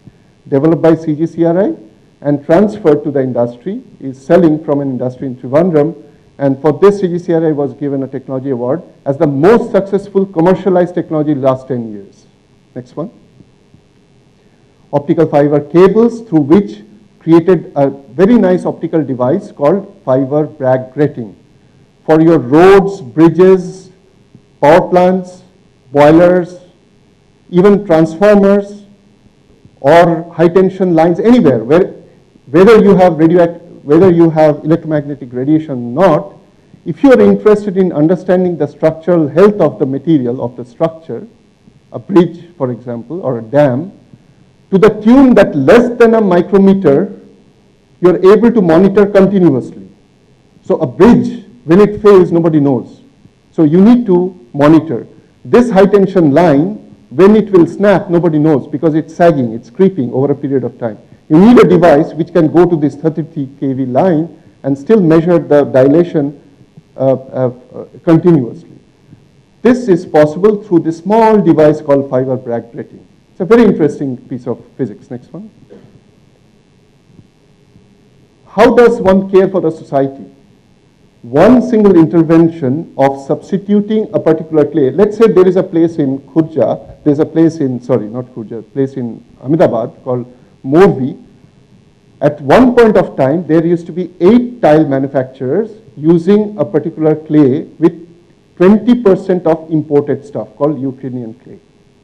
CGCRI intervention showed them that if you substitute this 20% Ukrainian clay with some local clay after some blending, from 20% the need comes to less than 1 weight percent, because of which suddenly these units started making a lot of profit, so much so that today, instead of 8, there are 64 or even more number of units exporting heavily, earning a lot of foreign currency, and profit margin for each of these units today is higher by more than 4 crore per annum. Simple intervention. Next one. Skip these. These are my own results. Just 1 minute. Can you go back once more? I mean, I think I'll skip this. Let's move further down. Wait. Yeah. So I'll just end saying a few things about the ground reality. I talked too much. I wanted to talk a little bit about my own research, but I'll skip that. You should know your country well. By knowing, I mean not just the anthem or the national flag or the emblem, not only the history or the political leaders, or even at times you read about Chandrayaan when the Hindu publishes a nice article about India's feat in sending a satellite into the orbit, or our mission to the moon. We all read and feel very happy. But what we need to do is the next one. Facts and figures. 7th largest area-wise country, 2.4% Earth's surface. 2nd largest population in the world. About 1/6 of the world population live in India. Yet 139th by GDP and 125th by purchase power capita. The GDP is way below, per capita income is way below than the average of the world. We happen to be the 10th largest economy purely by nominal GDP and 4th largest by PPP, but purchasing power parity. We also happen to be a G20 group of members, and also a prominent member of this Brazil, Russia, India, China, and South Africa group. 3% of world GDP is counted by India. Now, all these tend to give you an impression that we are so powerful, we are so important. We also should know that the labor force by occupation is 52% in agriculture, only 14% in industry, and 34% in services. we have 10% unemployment. Next one. Life expectancy is not too bad, but way below what the other G20 members enjoy. That means the developed nations enjoy. Maternal mortality rate now is much higher than the world average. 1.5 lakh people die every year in road accidents, still in India. The secondary education level average out of the whole population is about 25%, more than 25%, which is about the world average. We are a net importing country because of oil, petroleum. The FDI stock is fairly large, but we have a huge external debt. So every child that is born in India inherits certain debt. The revenue is doing well, but we always present, every year we present in the parliament a budget which is showing an annual deficit. We have a large population of malnourished children. The poverty rate is still very high. Next one. Next, yeah. But we happen to be the 11th one of the 11 nuclear armed states in the world. So we have defense. There were many questions raised. Why are we wasting our money? But you can never go defenseless. Nobody respects unless you have the strength. This was a dire reality. We have a missile program, which is again a deterrent. We have a space program which made us proud. These are facts and figures which, again, some other time we may discuss. But I want you to ponder for a minute. You have two choices now. One is look for a cushy job, even go abroad, and then say that I'm paying my tax, so I'm doing my job. The other is, if you think that you have been enabled by your education in IIT system, and if you are a proud student from this institute, would you not feel that there is something other than just paying the tax you could do for this country? The country, the picture of which I started showing with Kanad, and the latest one is our mission to the moon, and there's such a rich history in between, and you being a part of that country, if like CGCRI, you can make some difference in somebody's life somewhere, would you not feel blessed? The choice is yours. Next one. So this is what IIT is. I don't need to say again about IITs, but there are issues for introspection, and Professor Ramurthy and I, we all worry about these things as to how could IIT do even better, and we really need to do better. And while we think about that, we must see that, we must realize one thing, that one area where we haven't done enough is our role to contribute to the industry. We haven't spun off many, many companies. We haven't created many, many jobs. We haven't taken us to a place where an industry next door would say that we cannot exist unless this IIT Madras is here. We have to do this. So, next one. Finally, this is my last slide. I just picked up some very important thoughts which I thought would be liked by you all. Churchill said, it's not enough that we do our best. This is a common thing you hear in the research fraternity, that I tried my best. Sometimes we have to do what is required. Just that. Best or better or enough is immaterial. You have to do exactly what is needed of you. The last one. Success usually comes to those who are too busy to be looking for it. You don't worry about whether you're successful or not.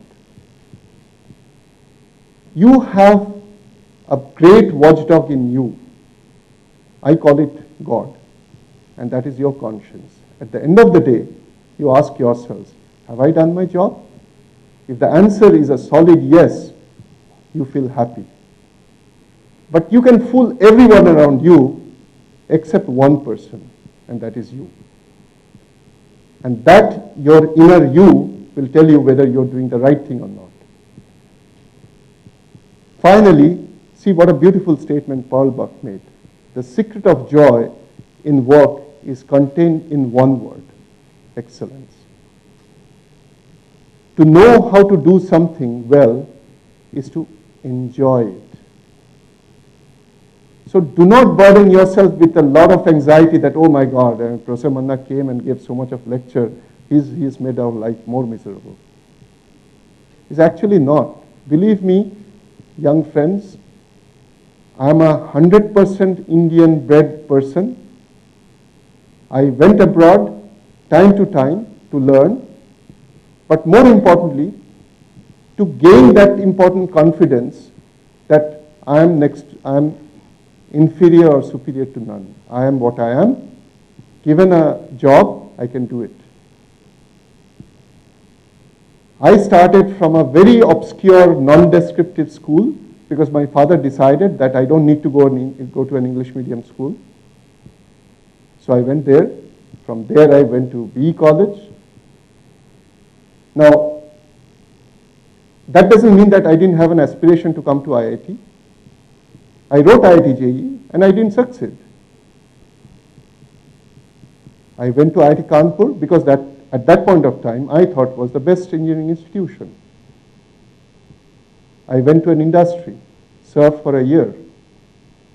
I came back. I was one of the very few, which is unheard of today, one who joined IIT at the age of 24 without doing a PhD.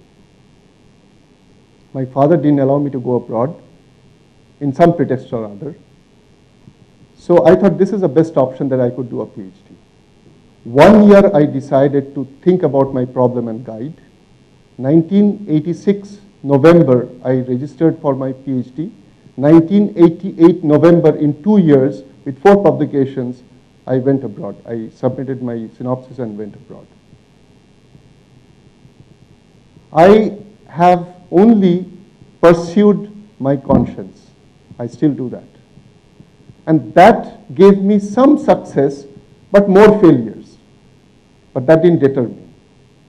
So I have one single and simple message to you all, that if you care for yourself, if you really believe that you are not just a pushover, you are somebody, and if you are convinced, you have a duty to yourself to prove it to the rest of the world.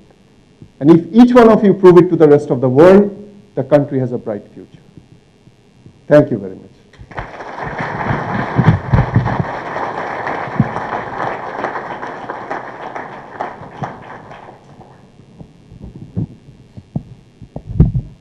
So I just personally wanted to thank Professor Manna, and now you know why we invited him. You know, we wanted to always present in front of you an example from the research community of IIT Madras, IIT system. He did his master's in IIT, he did his PhD, and worked in this country.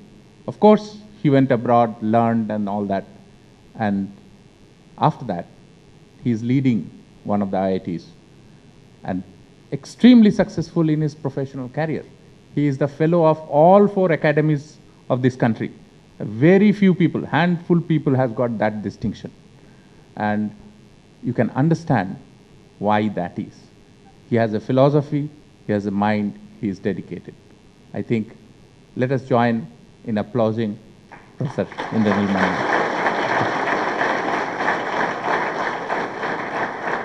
for his inspiring lecture. We have a break now? I must thank you all with folded hands, and sorry should not embarrass you because I do not favor for some. Thank you, sir. Sir, 1 minute. Now I invite our director to present a memento.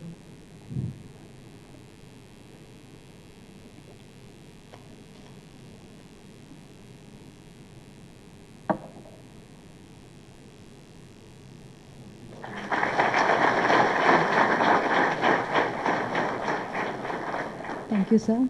Now we will break for tea for 10 minutes, and We'll have the next session, keynote address by the guest of honor, Dr. R. Prasad, Science Editor of The Hindu. Good morning and welcome once again. At the outset, I would like to thank Boeing for sponsoring this event. We also have here Dr. Bala K. Bhardwaj, Managing Director, Boeing R&T India, who is also an alumnus of IIT Madras with us today. Later on, he'll be talking in the panel discussion. Now we move on to the next session, which is the keynote address by the guest of honor, Dr. R. Prasad, Science Editor, The Hindu. Dr. Prasad has done his MSc and PhD from IIT Bombay, Department of Earth Sciences, 1993 batch. He joined Business India's magazine in 1995, and in May 1999, he joined The Hindu, and he's the Science Editor of Hindu till date. I request you all to join me in welcoming Dr. Prasad. Round of applause, please. Thank you.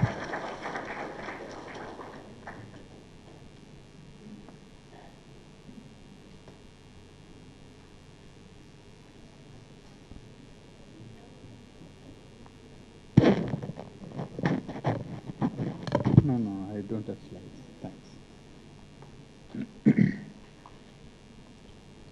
Good morning, Professor Bhaskara Murthy, Professor Mana, Dr. Das, and Dr. Pradeep, and other faculty and students. I've always been on the other side of the stage as a journalist, listening to lectures than giving one. So I don't know how good I would be. And especially after a speaker like Professor Mana, with his experience and his precision. That was a brilliant presentation. I learned a few things, especially the work that has been done. And sure, that will find a mention in the pages of the Indo Science page very soon.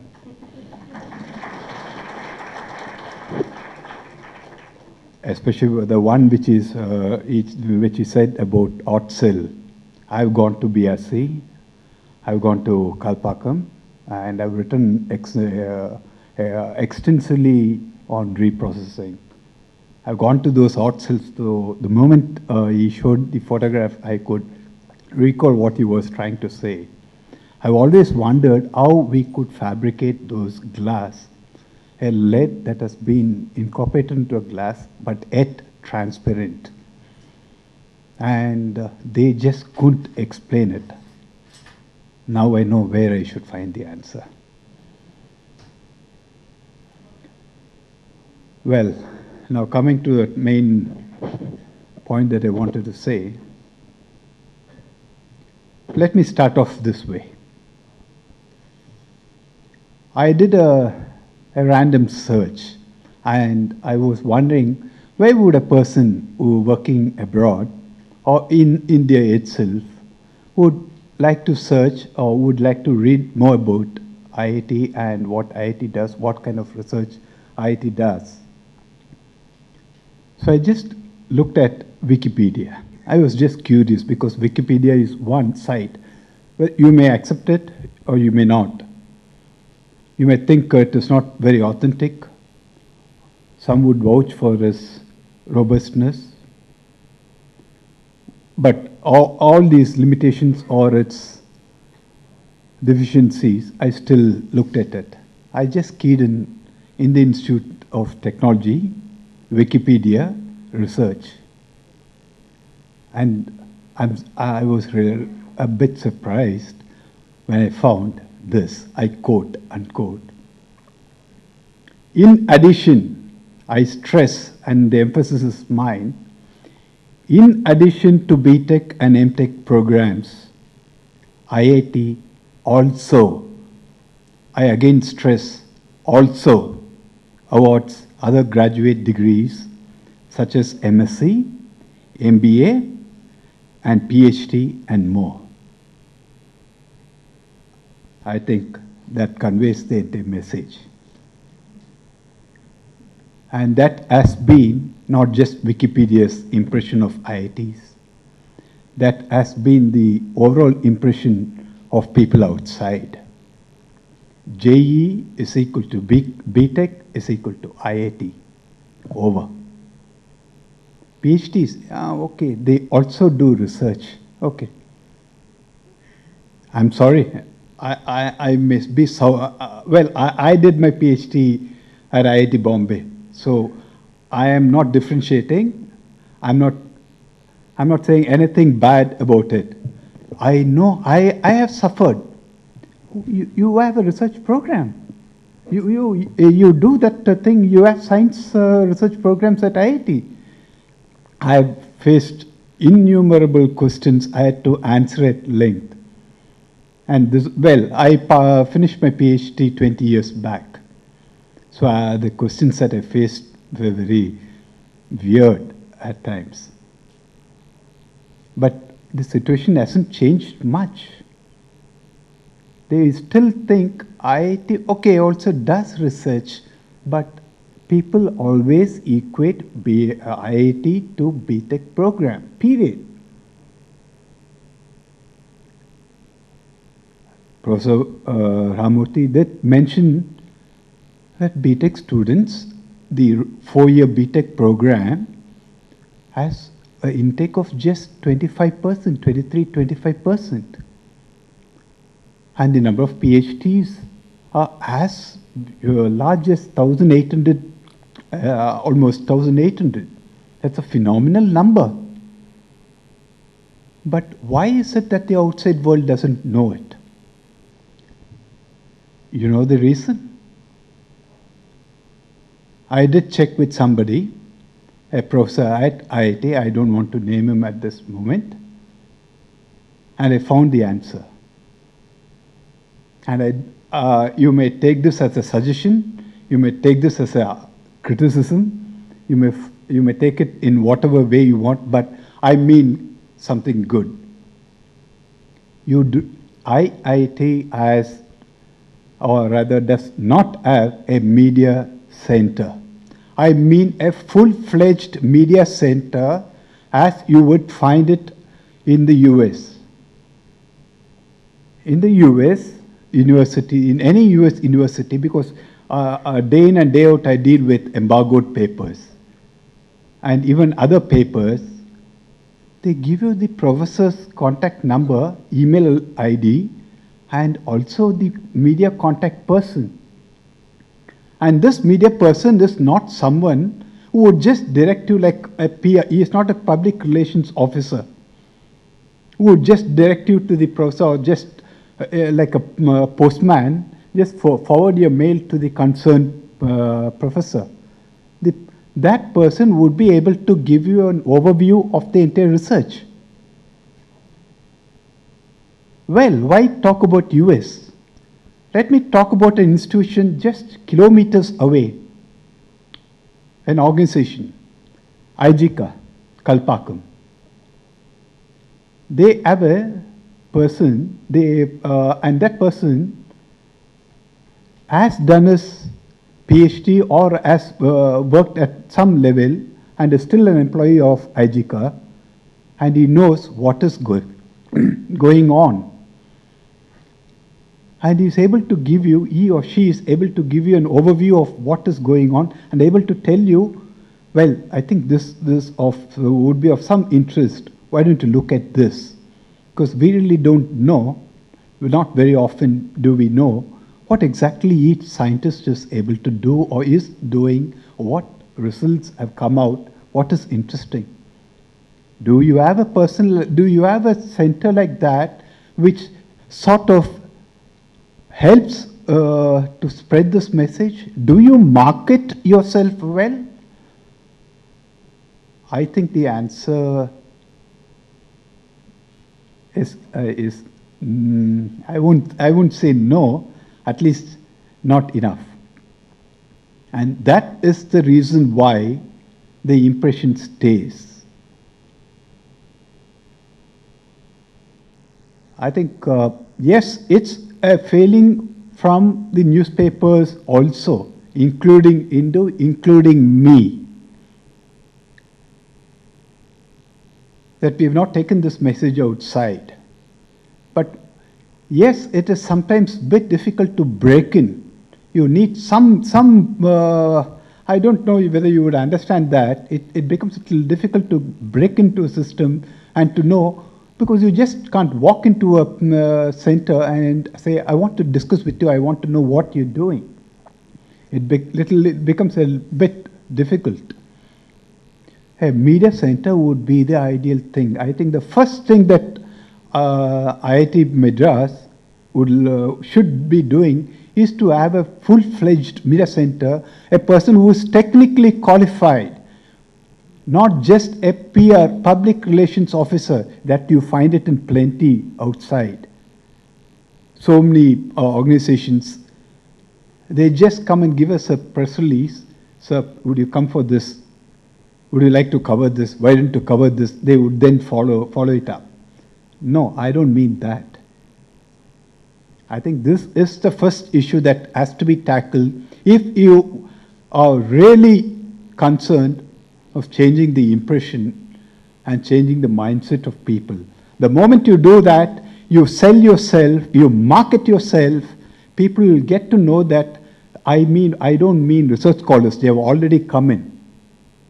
I mean people in doing the undergraduate, postgraduate, or even at the school level, they get to know, oh my God, this is the kind of research that is being done at IIT. It's interesting. You need to market yourself. I think all this while IITs have been withdrawn into a shell for whatever reason. But time has come when you need to come out, speak, communicate, tell what you have been doing. US universities are compelled to do it because the funding comes by getting this message across to the newspapers, and the more they spread the message of the results, it's easy to impress the funding agency. Yes, there's a compulsion and therefore they may be doing, I don't know if that is the only reason, but they do it. Net, they do it. And very quickly they communicate. You ask for a research paper, that is embargoed paper. I mean embargoed paper. I am not talking about published paper. Embargoed paper, and they send it. And they're willing to answer your queries. At times I have sent them 15, 20 questions in a mail, and they answer every question. They may be traveling, yet they answer. There's something that IITs have to learn.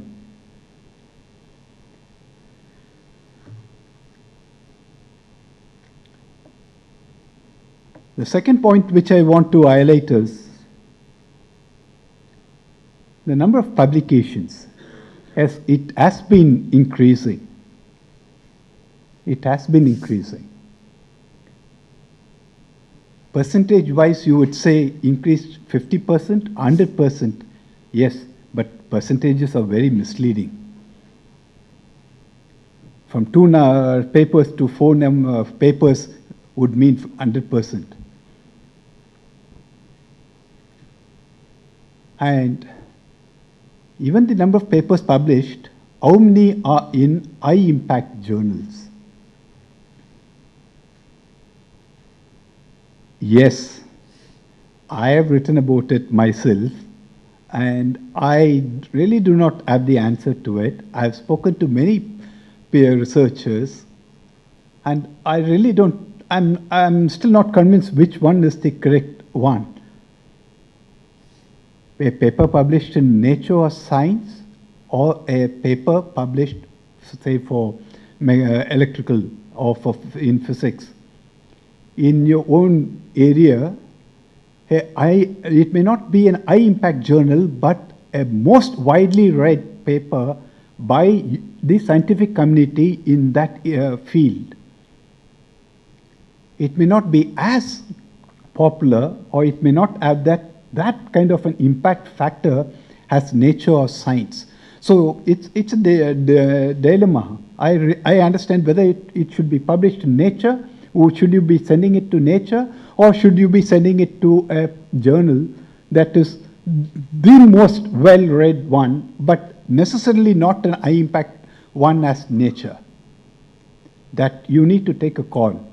But at this point of time, I feel if you need to break into the international arena where India gets the recognition, there is a compulsion to look beyond the journals in the particular field and get into paper journals like Nature and Science. When I get the embargoed papers, when I look at the, maybe it's just an habit or just curiosity, I don't know. I look at the countries that have contributed, the professors who have come from these institutes. From which country? Mine. It's you find a list that goes to several lines, which is about just United States, and of course other countries in Europe. But don't forget, there's a big list of authors from China, and very rarely from India. Very rarely. Very rarely. Maybe since I've done my research from IIT, or because I'm so passionate about research, Professor Mana did mention that he is in research by choice. I am not into journalism by choice. No. Even today, when I see such work being done, I am both excited, exhilarated, as well as I feel a bit, should I say, a little down. I shouldn't say depressed. Because I feel, hell, what am I doing here? I should be on the other side of the table doing the work, than talking about the work and writing about it. I'm so passionate about research, but circumstances proved otherwise, and I'm here. So that's the net. That's the end of the day. That's the result. Week after week after week. I'm not talking about just Nature. I'm sorry. When I said Nature, it's not just Nature. Other journals too. I rarely find papers from India. Why? I don't. I'm surprised. I'm surprised. Go to any international conference. The best papers, contributing papers, best posters, the awards most probably would go to a Chinese team, or to a team where more number of researchers are from China. I don't know. I have friends, my IIT friends, who are working in the industry, in the institutions. They tell me that it's mind-boggling work that they do there. And the papers that they present gives you a type of an inferiority. You feel, no, you feel very, very apprehensive to get onto a stage and present your paper.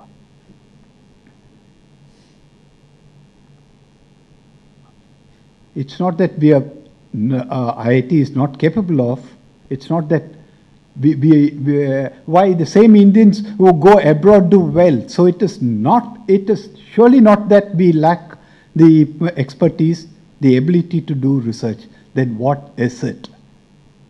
Let me jump to another point where at this point of my lecture, a small country, Israel, has produced 10 Nobel laureates.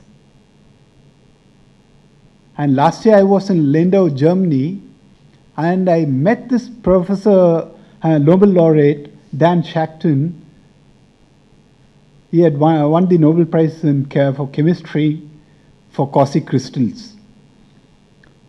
And I had I should say, 3 or 4 hour discussion with him, trying to find out many things. He was so nice.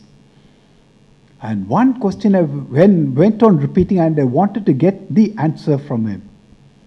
How has the country managed to produce 10 Nobel laureates? A country which is so small, how has it managed? He was not able to provide me the reason. Yes, 1, 2, 3, 4. These are the reasons. But I did, and I wrote a piece from there, which was published in the Hindu, which talked about some enabling factors.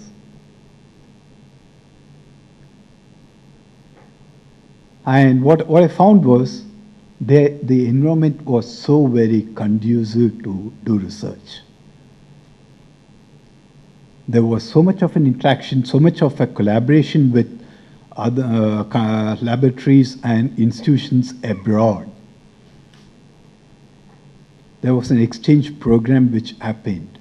People and professors were allowed to go on a sabbatical for not just a few months, few years, as long as 7 years.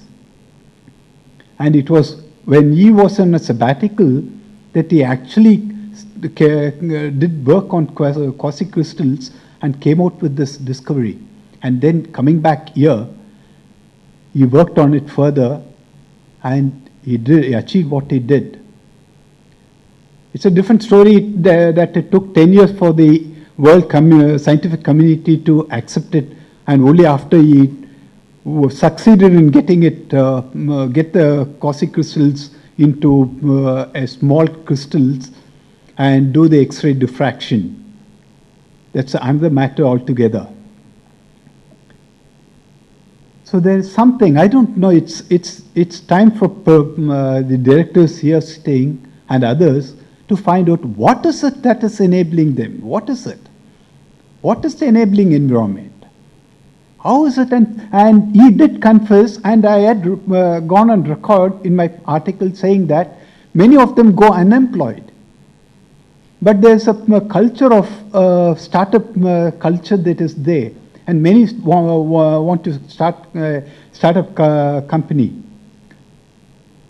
But he did mention that yes, there is a problem that they do not get employed.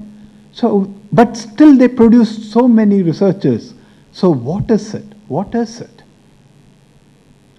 I do not have the answer. He was not able to provide me the answer either.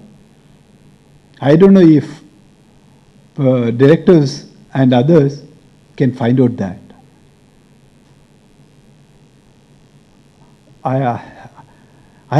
This is something which I wanted to bring it to everybody's attention. Forget about US, a small country.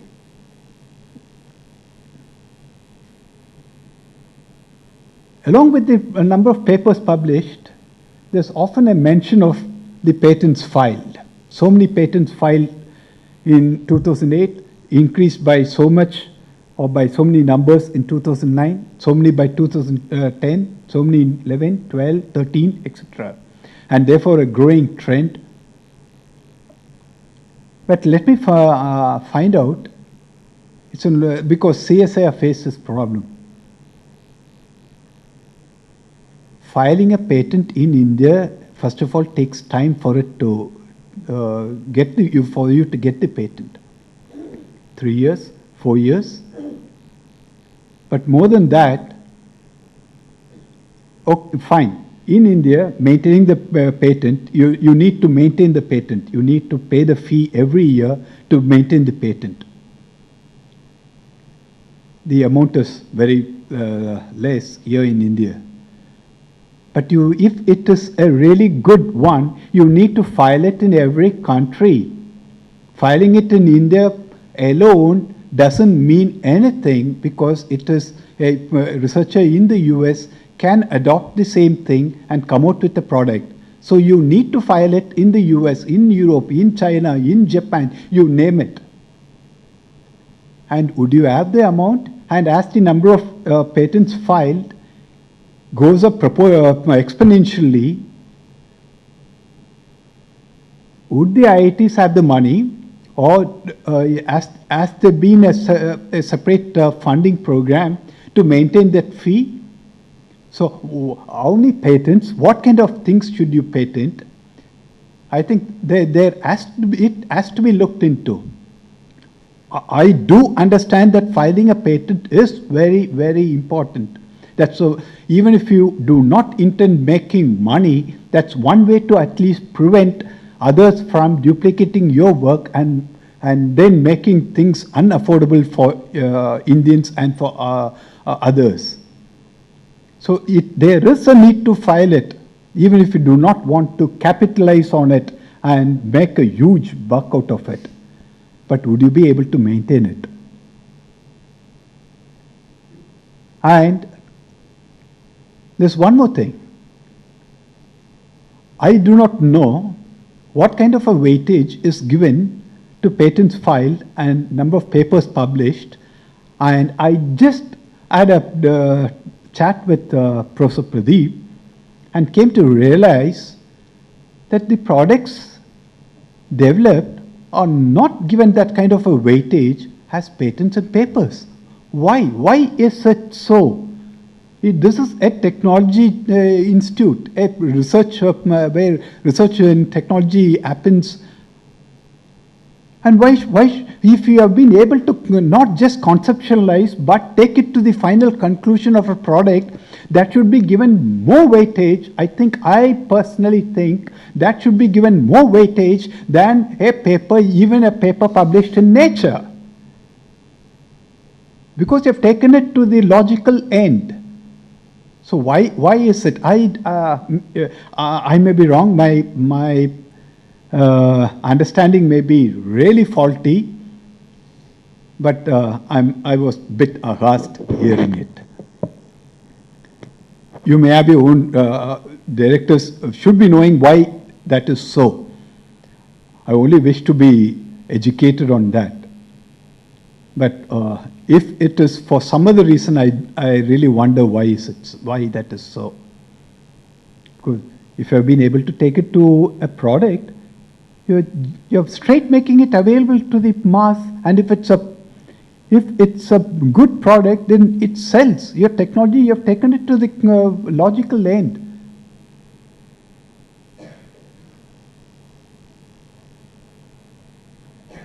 And again, we're talking. Let me go back to publications. Would you like? Is IIT looking at fast access or getting it in papers behind paywalls in Nature, say? But remember, the issue that is coming out on 28th, on Thursday, as a series of papers on open access. I had gone through it. And Nature was one of the journals which was so very critical of open access at one point of time.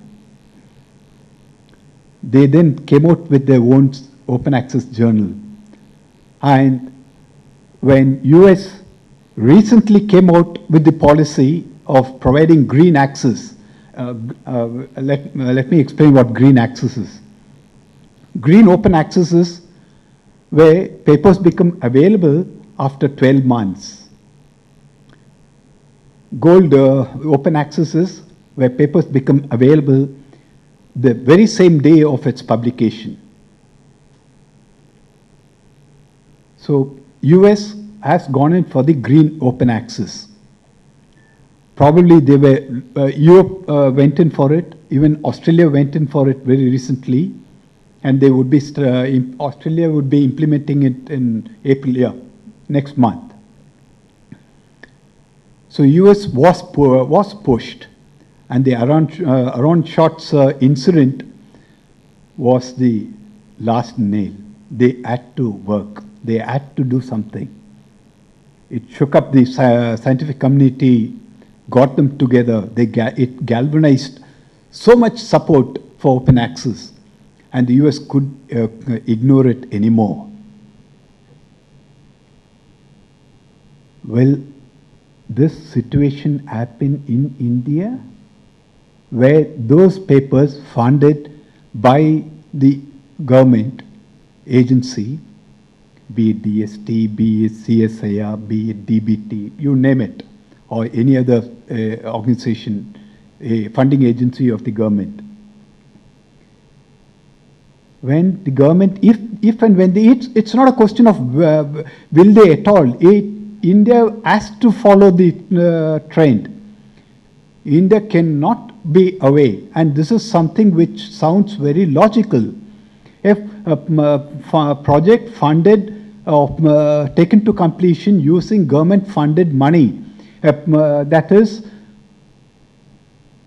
everybody's contribution, should it then go in behind paywalls, and should I again, after paying taxes which has enabled IIT and other government institutions to carry out the research, go behind paywall, and should I again go back to the journal to pay the subscription to see what the findings are? That looks like double taxation. So it's very soon India may have to adopt this open access. It may be green, most probably it may be green. Green open access, where access becomes available after 12 months. So would you then go in for a journal like even Nature, or but even now in Nature you can go for gold open access if the institute is willing to pay for the money, pay for the open access. Your paper will be available the very same day it gets published, if you are willing to pay that amount to Nature to make it open access. So will you then go in for that?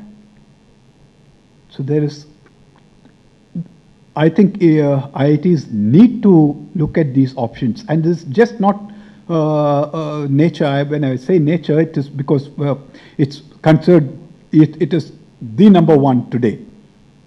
Therefore, I'm using it as an example. This applies to all journals.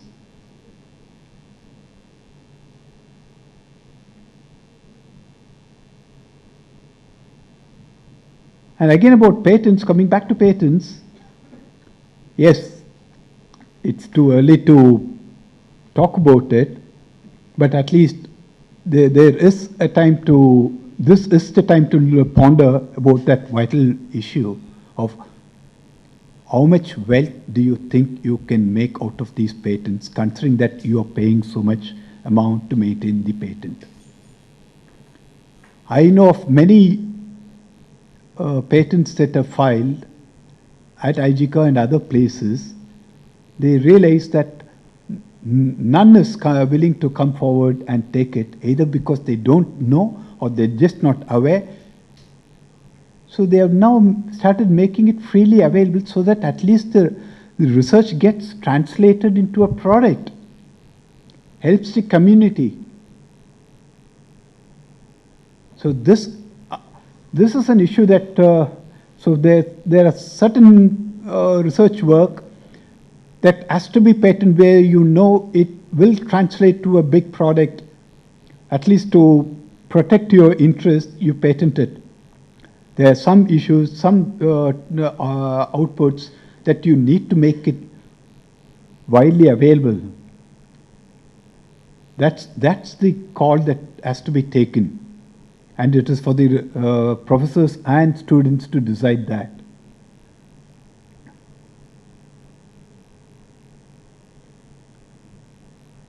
How much of a disruptive research has come out of India, out of IIT? A path-breaking research. Something that would make the country, the entire world to sit up and take notice. Has it been only an incremental improvement? Why is it that despite China not being able to do the same thing, they are considered as a big research institution today? China as a whole, I mean. what is it? The amount of money that is pumped in. They have big centers where you need to, anybody doing any work in the US necessarily turns to China to get that part of the work done. So it is not about just outsourcing manufacturing. They outsource research as well, because they have put in enormous amount of money into it. ISRO is now reaping those benefits by launching satellites. But in a bigger way, we need to put in more money into these kind of centers where a researcher working in the US turns to India to get that part of the work done here, and you become a part of the publication. There are ways to get India, get IIT, get anybody into the publication list. There are ways. The government has to go beyond just thinking about setting up institutes. IIT has to think beyond that. There is a need for thinking out of the box. And the compulsion is becoming all the more important now, because there is a tremendous pressure now on IITs to produce more research and to come out of the shell and not just produce undergraduates. The time is ripe, and the time is now.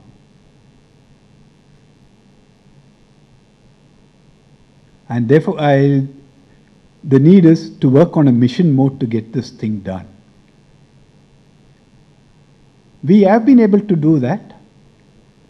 These two areas best illustrate that point: rocket science and nuclear science. The two most difficult areas, we have been able to achieve it. I don't know why we should not be able to do it in other areas at an institute level. I'm not talking about universities. I'm not talking about Madras University. I'm talking about IIT, which has, my God, all the facilities, brilliant professors, enabling environment, brilliant students. But then what is it lacking? What is it that is lacking? You cannot say that this environment is not conducive. When I finished my PhD, the situation was so bleak. Yes, one was because of the government ban on recruitment. That apart, the demand for research for PhDs was less. Today it is totally different. Yes, but it has to improve a lot. I do accept. I do not deny that there's the need to have more organizations that would employ more number of researchers has come. The need is a lot more.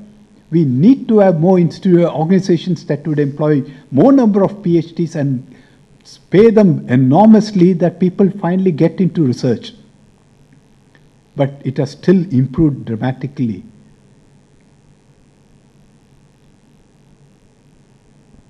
I think this was a book I read some long time back, written by Rob Young. Yeah, I'm forgetting the title. Where he had talked about two consultancy firms. He had given a hypothetical name, but the message was loud and clear. One was made of brilliant people. The other team was the mediocres. And what he found was the brilliant team just looked down on the clients. They laughed at the clients. They were not able to retain it. The mediocre firm was able to connect with the customers well. They were able to retain. because they were able to put themselves in the customer's point of view and able to deliver the products. Is that something which IIT is lacking? I don't know. Are you being seen as something great that people or firms, a smaller firm, I don't mean L&T or other organizations, the number of the sponsors of this day, I don't mean those companies. They know what IIT is capable of, but the smaller ones, are they apprehensive? Are they put off by the label? I think you need to introspect. If you can do a 1 second test, even right now, without thinking, if you can write on your forehead the letter E, that will tell you about your personality. How you draw the E. Whether you draw it like this or draw it like this. That will tell your personality. Whether you're able to put yourself in the other man's shoes and help him see it. And very often, they found people drew it this way. And for the other person, you can't see your forehead. So for the other person, the E looked like a mirror image. It made no sense. And they found all the top rankers, the top people did it this way. It was an actual study conducted by a university.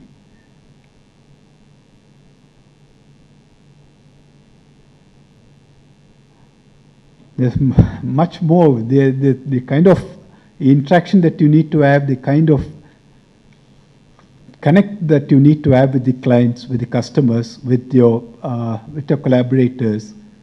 There's a lot more. One issue, well, IIT, at least IIT has so far, has never been in the news for the bad reason of plagiarism. But last year, if you would recall, IAC, one of the most reputed organizations, the institutes in the country, was in the news for all bad reasons. Internet becomes very easy to access information. Anything. And we face it too. It both helps us and at the same time, it kicks us. Information is so very easily available that researchers tend to pick up material, and very often, I don't know how many are aware that even paraphrasing sentences is a form of plagiarism. I'm not sure how many are aware of it. And abroad, they are given a course on ethics on plagiarism. I'm not sure how many, whether IIT has the system here.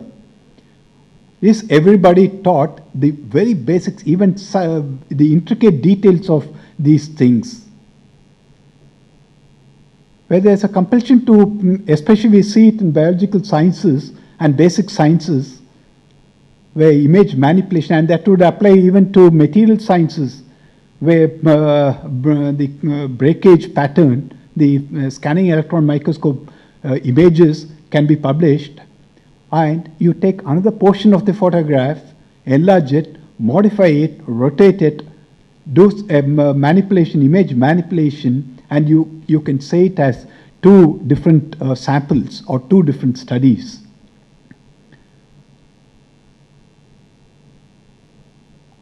I'm sure IIT has a system which teaches not at the research scholars level, but much earlier than that. Because what you may do today, you may not get caught immediately. But once it is on the net, mine, you add it. It is going to stay there for years and years, and it is going to come and kick you some time or the other.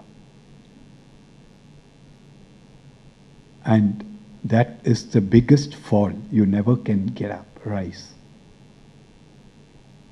And unethical practice, you can never come out of that black mark. You can never shed it. Yes, especially when the pressure to publish, especially in high-impact journals, becomes more, there is a tendency, there is an urge, because of time pressure, or just because you're not willing to, or not able to, or you just don't have the time to sit and write it in a way that it would make sense. You just take a few points, maybe a few sentences. That's sufficient. Your paper may not be retracted, but the bolt remains there. The bolt remains there forever. And it's very difficult to shed it. People look down upon you. And every day there's a retraction watch website. I don't know how many of you go through that particular website. It does a phenomenal work. It's outside the journal purview. It goes into every retracted paper and looks at what it is and how it has progressed to its logical conclusion of whether the university has investigated the case, because journals are not equipped, do not have the time, do not have the resources to investigate. They can at the most retract. It is for the universities to look into it. And how many, and the comments, I can't recall right now, off my cuff, I can't remember. Indian institutes in India, institutes in India are not equipped to deal with this. Do not investigate and pull up the researcher or the faculty. It could be because they want to safeguard. But by doing that, you're setting a wrong precedent. So this retraction watch looks at these things and takes it to a logical completion and cites how a university has cooperated, how it has not, and what has led to what. And it's not just the researcher, be it a student or faculty, who gets disgraced, it's the institute as well. I do not know whether IIT Madras has a system, whether IIT Kanpur has a system, where you have an independent body which looks into these kind of issues, if at all they arise. I hope, I am sure nothing has come up like that so far. But do you have a system? Are you equipped today?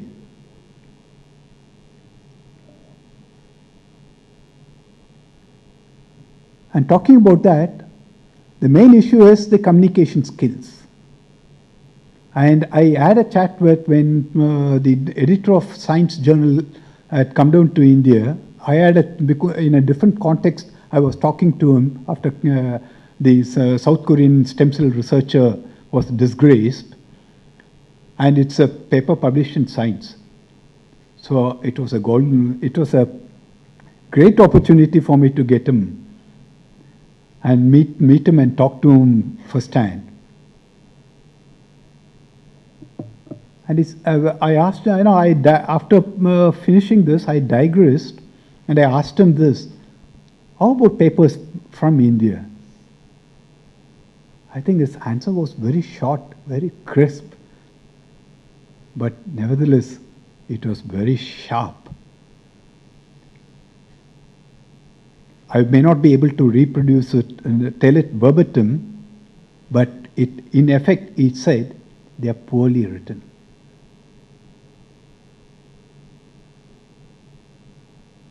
And if you've gone to journals, and I am sure you must be knowing, I take it for granted you must be knowing it, but for those who have just joined the research program a year ago or 6 months ago, or very recently, if at all you're not aware, please let me tell you, each journal has a kind of style of writing, or they accept certain papers of certain style. Please go to the journal carefully before writing the manuscript for that particular journal. For example, science has a different way of, papers have a different way of being written vis-a-vis the science translational medicine. They get into each point and explain it in detail and then say, yes, whether they were able to prove it or what the results were. So each journal has a different style. You need to know it, and you need to communicate. And well, you can do a test yourself. I just had a glance at the volume, first volume of the what is that?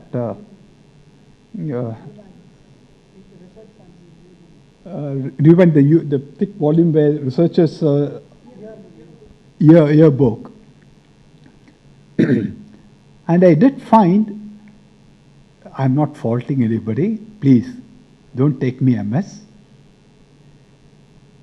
I'm not criticizing. Do not take me amiss. I found certain abstracts or certain summary so very complicated. If you send it out for a person working in that same area may be able to understand. I'm not sure if a student, if a research scholar from some other department would be able to understand it. You need to, the essence, the test is to make it as simple. That is why they call it as the KISS policy. And I had to learn it the hard way. As a researcher myself, being to write it for the general public, sometimes I struggle, because especially when I know the subject well, and that I have faced it particularly in my field when I write about earthquakes or other events related to earth sciences, because I take it for granted. That's basic, that's elementary. People would be knowing it. I need to remind myself several times, listen, I may know what it is. The reader doesn't know. I am addressing a common layman. I struggle sometimes.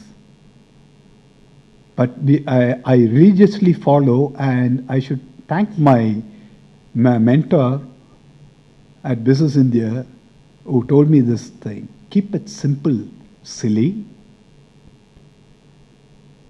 It's called the KISS principle.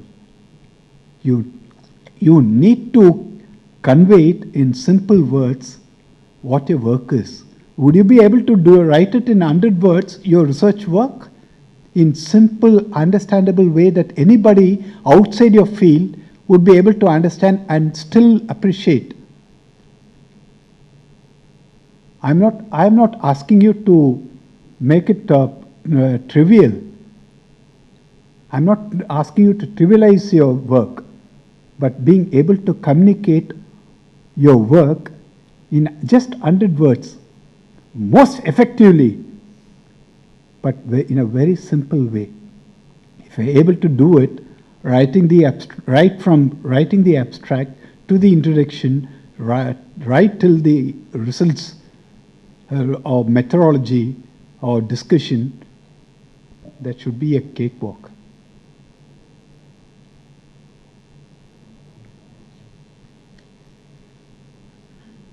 I'm not sure, because the feedback that I got from the Government of India representative last year when I went to Lindau was this.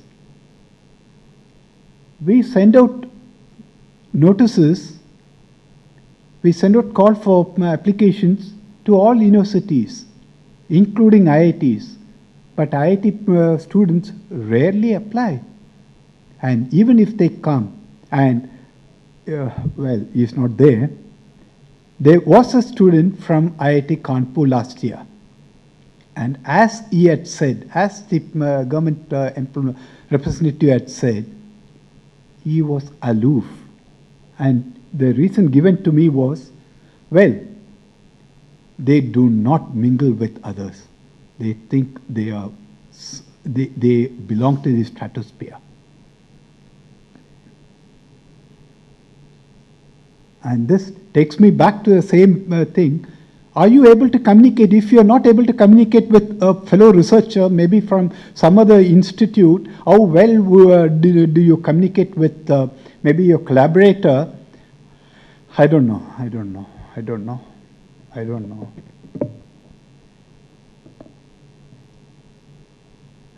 This was a revelation last year for me.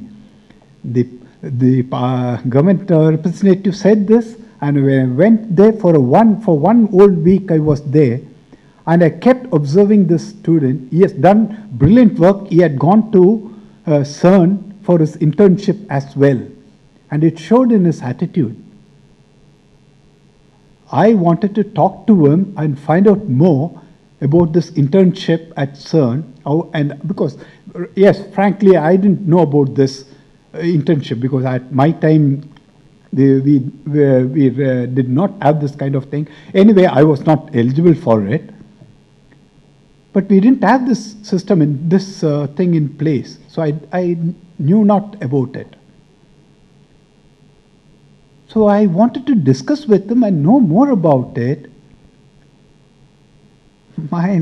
He was just not, he thought it was below his dignity to speak to a journalist and, should I say, waste his time. I tried my best, I could never get it from him. All he managed to say was, well, there's a thing I applied and I got internship. We search the net and we get it. But that is not what it is. I learnt it after I came back, how the system works. Then I found out from here, the last 2 days, do you have that kind of a collaboration? NIT Durgapur has that kind of collaboration. And few other institutes, including few other IITs have. I'm not sure if IIT Madras has that kind of thing where institute level collaboration happens and a few brilliant students are chosen every year. But please, even if you do not have that kind of a thing, if you have a chance, please do apply. That's a brilliant place to go. And it's not about pure sciences, not just about physics, my God. It's electrical, computing, everything, mechanical, you name it.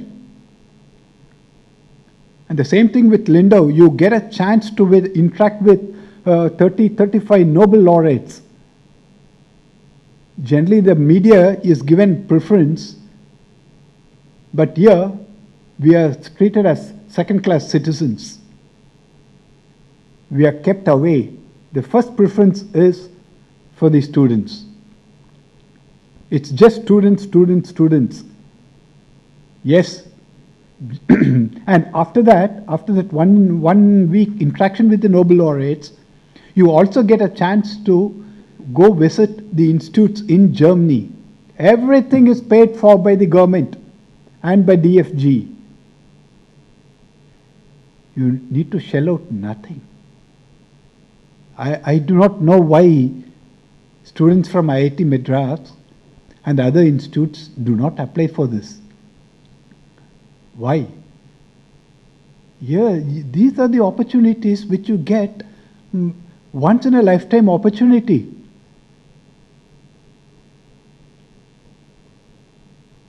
I think maybe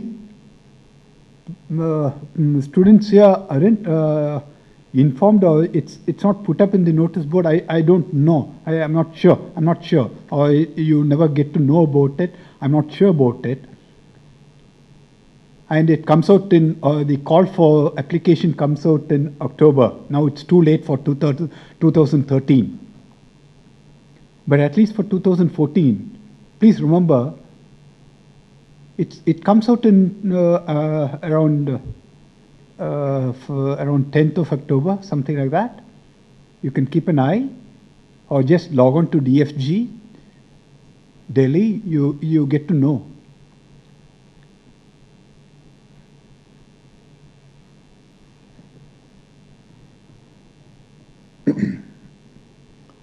And I don't know, even in other engineering fields, do you whether you get into translational research, where you don't restrict it to just say mechanical or maybe some other field, but you work together with some other researcher from some other department. I do not know if you have that kind of a system. It's becoming more and more compelling these days. And if it is demanding in the case of engineering fields, it's becoming inevitable in the case of basic sciences.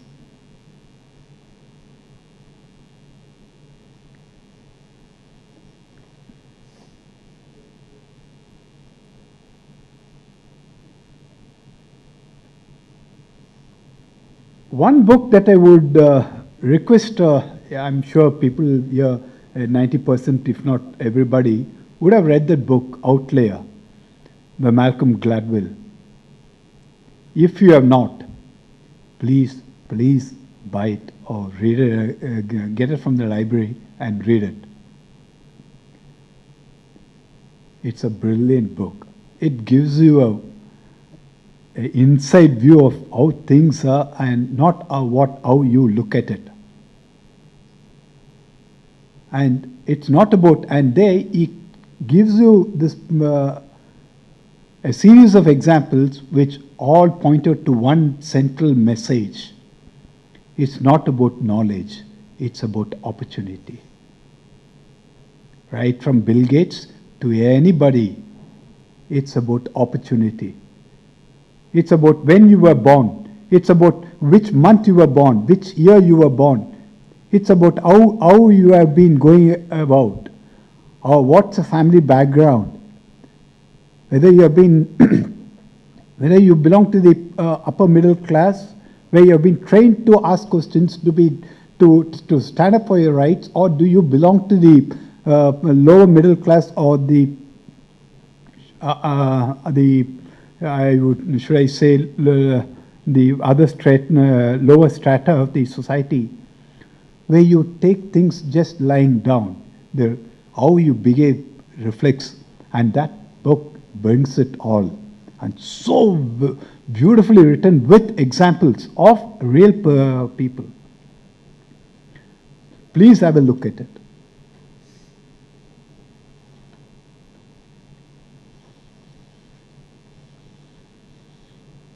I'm not sure if during your coursework you are ever asked, is it compulsory, because we didn't go through it, but is it compulsory to do a course in statistics?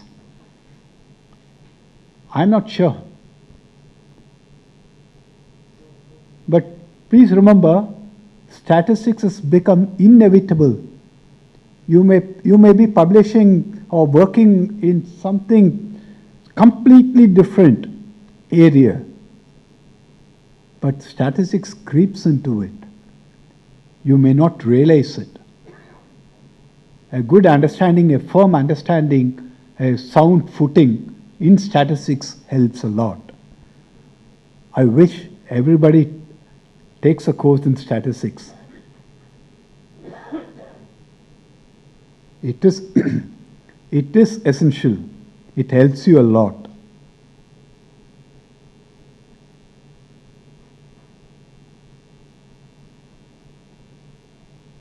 talking about the communication skills, can I just mention about one particular thing? When we get articles from people across the spectrum, right from students to professors. But let me humbly tell you that articles written by professors, especially if it is from IIT professors, if it is by IIT professors, these should be sent to journals, not to newspapers.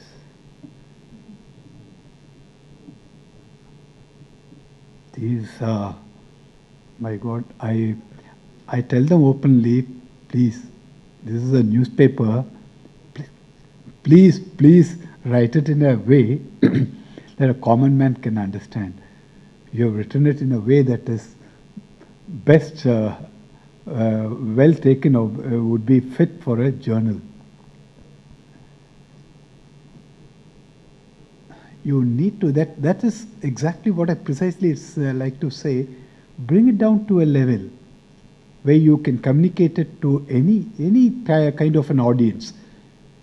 I am not sure how many have had a chance to have an interaction with a Nobel laureate.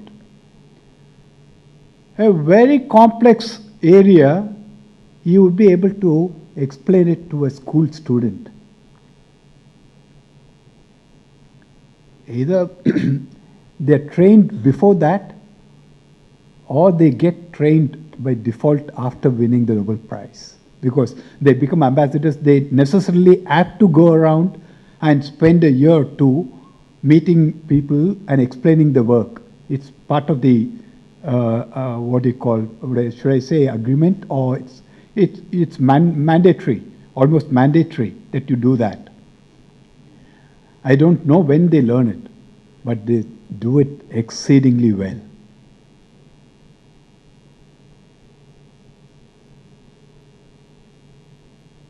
I've never seen, for example, I've never seen, I always wonder, why is it that I think at least 50% of the people sitting here would be reading science and technology pages in the Hindu.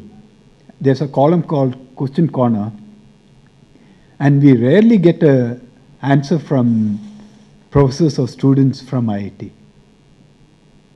You know it, you can be able to, you will be able to answer it so well and put it in a very beautiful way. And these are the ways you also sell yourself, because we give you the, we carry the entire affiliation, such as such a person, such as the department, IIT Madras. What other way can you sell yourself? You can even post a question, but we rarely get, not rarely, I've never ever got one. The only person who has helped me a lot is Professor Nagarajan of Physics Institute Department. When I send him Nadarajan, sorry, I stand corrected. Professor Nadarajan. When there's a physics-related question and when I'm not sure, I send it to him to get it vetted. He's so very helpful. Unfortunately, right now he's not here, so I have been really suffering. But why is it everybody here can answer questions? And these are, yes, sometimes one particular question which stumped many people, right from IIT to ISRO, was that question. Well, I don't know whether I should say that. It was a question asked by my daughter. It stumped me. She had just studied about shadows, and the textbook said that if you sit under the shade of a tree, you will never see a shadow. And there we were driving on the Mount Road, around 3 o'clock, and we had the shadow of the LIC building on Mount Road. And she was sitting with me on the passenger seat, and she could see the shadow of the car going ahead. Asked me, but we were told we can't see the shadow if you're already in the shade of a building or a tree. How's it? I said, well, wait, 1 minute. I'm not very sure. I don't want to mislead you. I put her in the question corner. I took her name. It was actually a question asked by her. And many research people, researchers, professors found it difficult to answer. It's and another question which I had to struggle to get an answer was this. I don't know, it may be such basic fundamental thing which you may be knowing it, but I don't know. That's exactly the point. Why is it that I don't get answers from students here? The cycle, the spokes are so thin. But how is it able to carry 3 people, almost 200 kgs, weighing 200 kgs?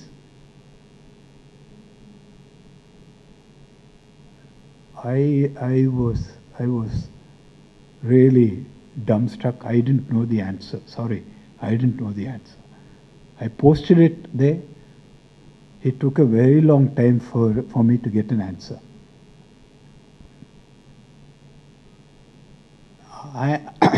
My background is not is from earth sciences, so I really didn't know the answer.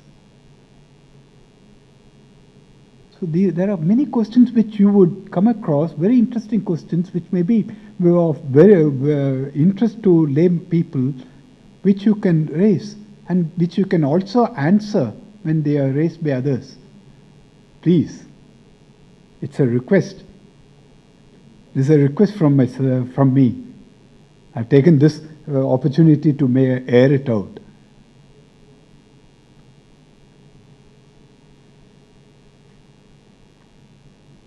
I think that's all. I didn't prepare a presentation like Professor Mana. I'm not used to it.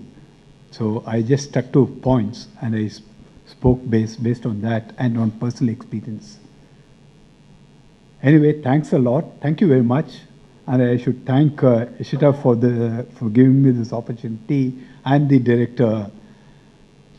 Thank you very much. Thank you very much. Bye-bye.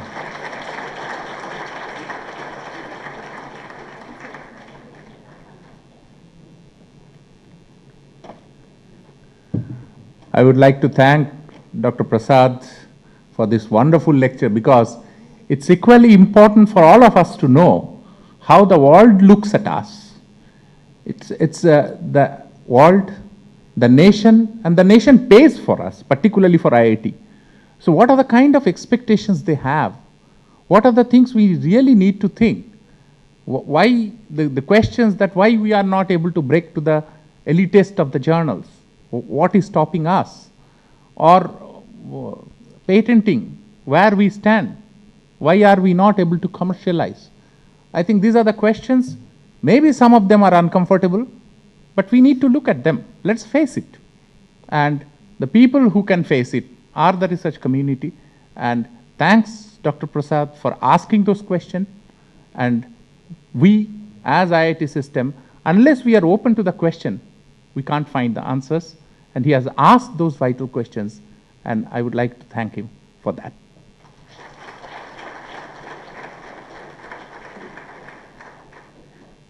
Thank you, sir. Now I invite our director to present our guest with a memento.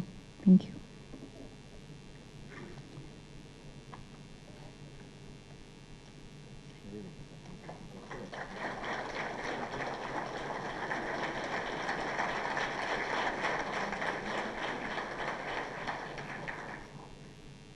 We are truly grateful to our distinguished guests for their thought-provoking speeches. We have a lot of points to ponder now, and quite some insights as to how to forge ahead and do it with ethics, sincerity, and a love for our works. Thank you, sirs, once again.